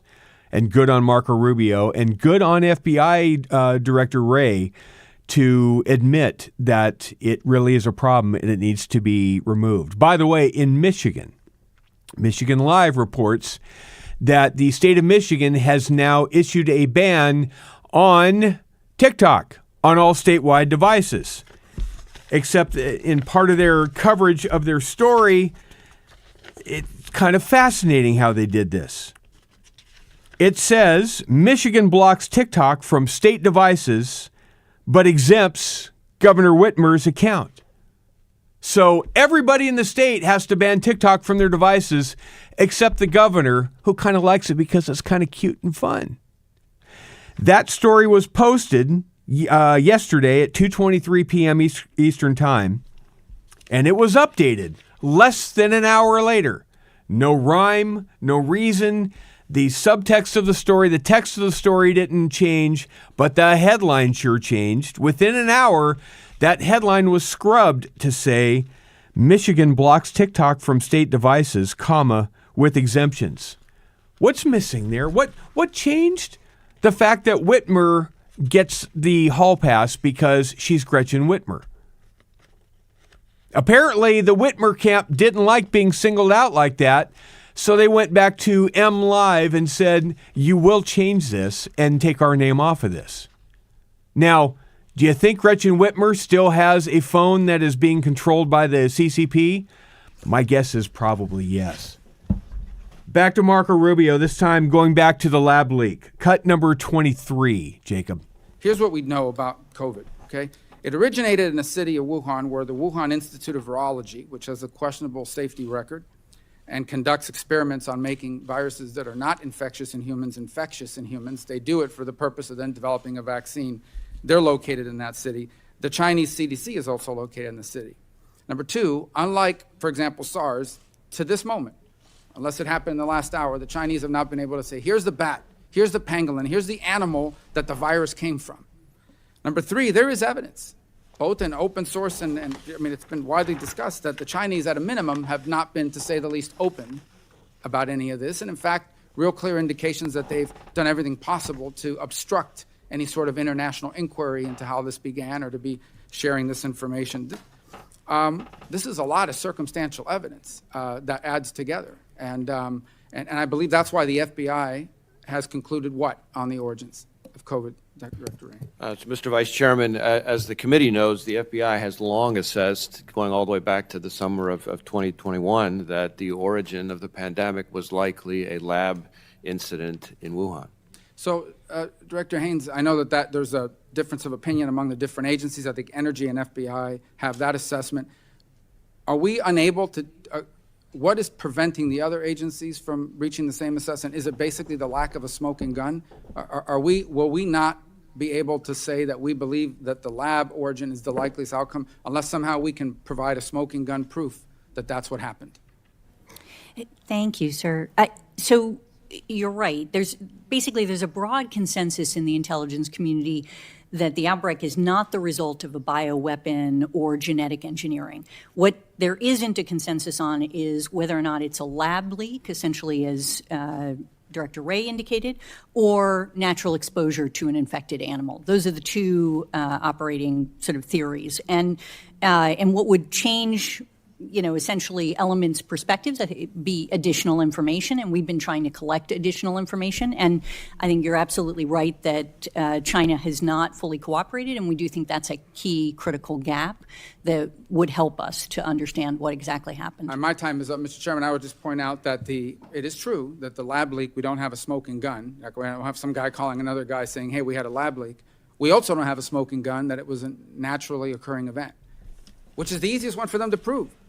Come out, have a press conference, show us the bat or the pangolin, whatever a pangolin is, and show us that this is the one, and here's the virus that came from that animal. Because it would have not just been found in one animal, it would have been pretty widespread. That's the easiest thing for the Chinese to have done, and they haven't done it. I think that's a pretty strong reason to suspect that it's not naturally occurring, because they've done it with the other pandemics. Thank you. You see, both at the House and the Senate, we're actually having serious conversations about real issues that killed hundreds of thousands of Americans, that killed millions of people globally. And we're finally getting to the bottom of things, or at least attempting to get to the bottom of things. But the Democratic Party couldn't be bothered with this, because the Democratic Party is too worried about what mainstream media is worried about, which is Ron DeSantis and book burning, and how evil he is trying to block kids from being the kids they've always want to be. And Fox News and Tucker Carlson and J6 and all that kind of stuff, right? Daniel Goldman used to be the lead counsel for the House Democrats Select We Hate Trump J6 committee. And now he's a congressman in his own right, and he took to the House floor. And after Ron DeSantis explained in a press conference why he's taking books out of junior high libraries and showing exactly the pictures and things that are there, he says this in response, cut 25. We played some of it, at least a little bit anyway. Cut 25. Are here for us to address today. Instead, what we are addressing right now is, in addition to child pornography and child exploitation, two very legitimate law enforcement purposes that, of course, should be permitted to have coordination with social media companies. No, now we're really worried about protecting children from seeing nudity online. Apparently, that is of such paramount importance that we don't care if Vladimir Putin has a red carpet. That's it. Dan Goldman is on the House floor representing the Democratic Party, pro kids seeing nude pictures online because Russia. I'm not kidding. That's what that constitutes seriousness on the Democratic side. Dwayne Patterson in for Hugh. We'll be back right after the break.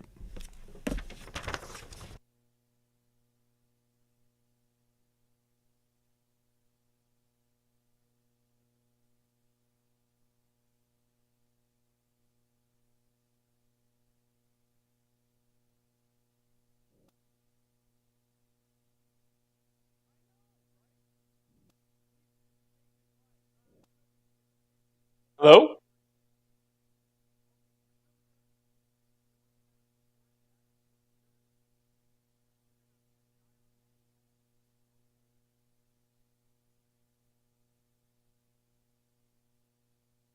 I cannot hear y'all if you can hear me. Is there sound playing?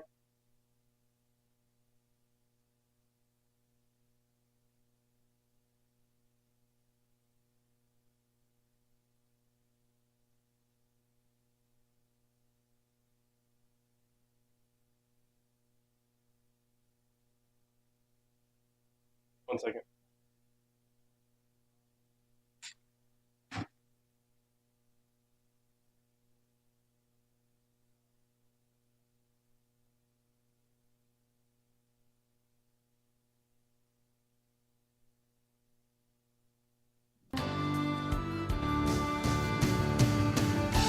The Hugh Hewitt Show on the Salem Radio Network returns from break in 3 minutes and 15 seconds. You guys hear me?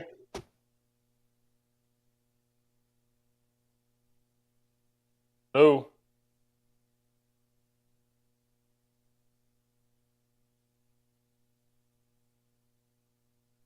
Hello? I could hear you guys for a second there.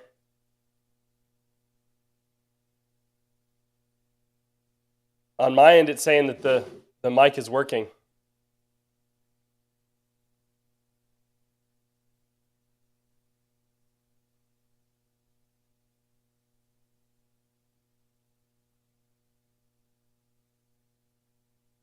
Hello? Hello? Hello?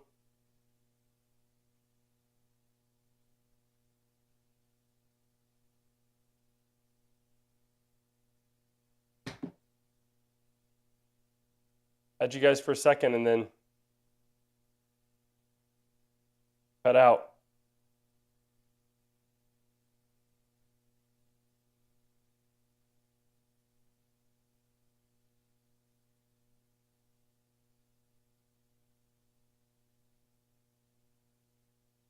Someone maybe want to call my cell, 941-302-8593. Again, that's 941-302-8593.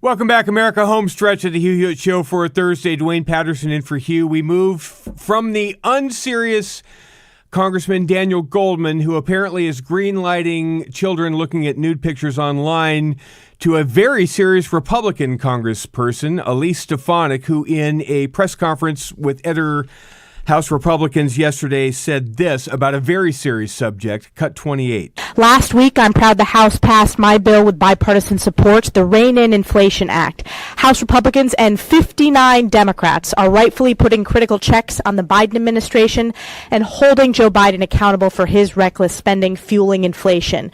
The Senate passed our CRA, which would block Biden's woke ESG rule. Wall Street should not use your retirement savings to fund left-wing political causes.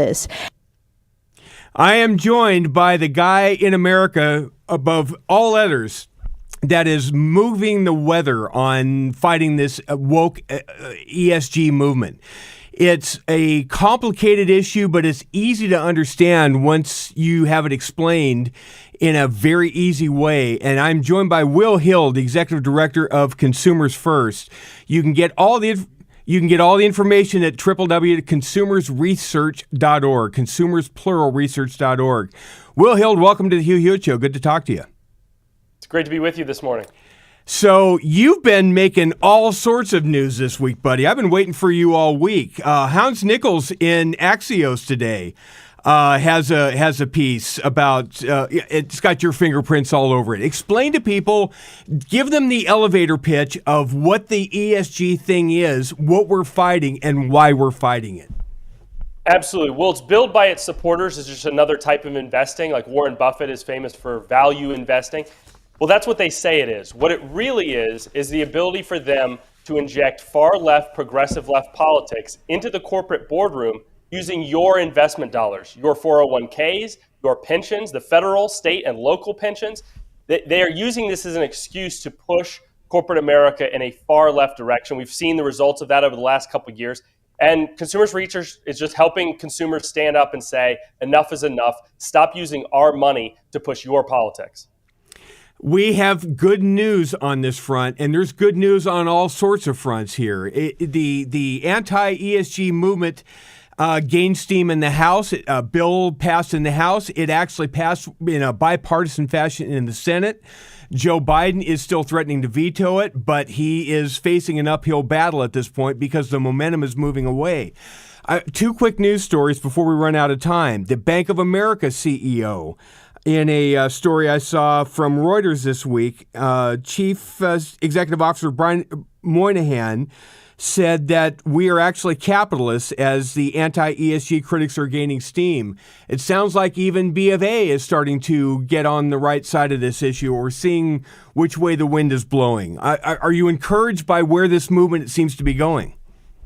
Very much so. I don't trust the CEO of Bank of America any farther than I could throw him. Sure. 6 months ago, trust but verify, right? Under that, no one should do business with him. But he's changing his tune. And what that's showing is that consumers standing up is having an impact, and we need to keep that momentum going. I'm actually headed from this interview to go to the Hill, where they're going to enroll that CRA today and send it to Joe Biden's desk. Far out. I'm very encouraged. We got two Democratic senators, Senator Tester and Manchin, to both sign on. This is now a bipartisan movement pushing back against anti-ESG. Yep. And as you noted, we put out a report yesterday that lays out a roadmap for Congress over the next 9 to 24 months to do oversight, to call these people to account, people like Larry Fink and BlackRock and other asset managers, as well as the agencies pushing this nonsense, to bring them in and call them to account. We are going to be out there amplifying consumer voices. Consumers Research with an S, consumersplural.research.org is where you go to help out Will and to get up to speed on this movement.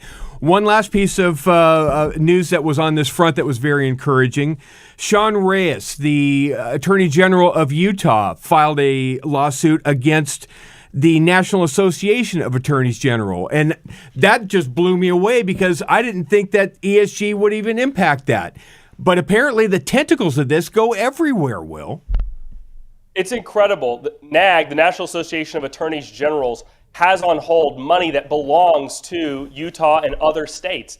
And as it turns out, this supposedly bipartisan or nonpartisan organization supposed to represent all the attorney generals across the country was using that money, of course, to push an ESG agenda. And so we applaud Attorney General Reyes in pushing back against this. It's wrong. It's a misuse of public dollars, and NAG ought to either give the money back to the states or figure out how to invest it in a neutral way, because right now conservative state dollars are being used to push a far left agenda.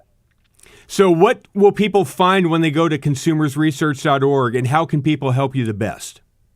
Absolutely. Well, they can learn more about how they can get involved in the fight. There is legislation moving through about 24, 25 states right now. We need people to call their state elected representatives and say, listen, I don't want my state's pension dollars. I don't want my state's sweep accounts and all my bank accounts. I don't want that used for an ESG purpose. We need to put an end to this, because I'll tell you, BlackRock a year ago when we started, they didn't have a single state lobbyist. Now they have one in all 50 states. This is going to be a big fight, but we are going to win, and we need your help. So please visit us at consumersresearch.org. Will Hild, you are absolutely one of the most influential guys in America right now on the right on this issue, and I applaud you for it. Consumersresearch.org. Thank you, Will Hild. Dwayne Patterson wrapping up for today. We will be back tomorrow with the Friday edition of the Hugh Hewitt Show. Hope you join me for then. Dwayne Patterson saying thanks a lot. I will talk to you later. Have a great day.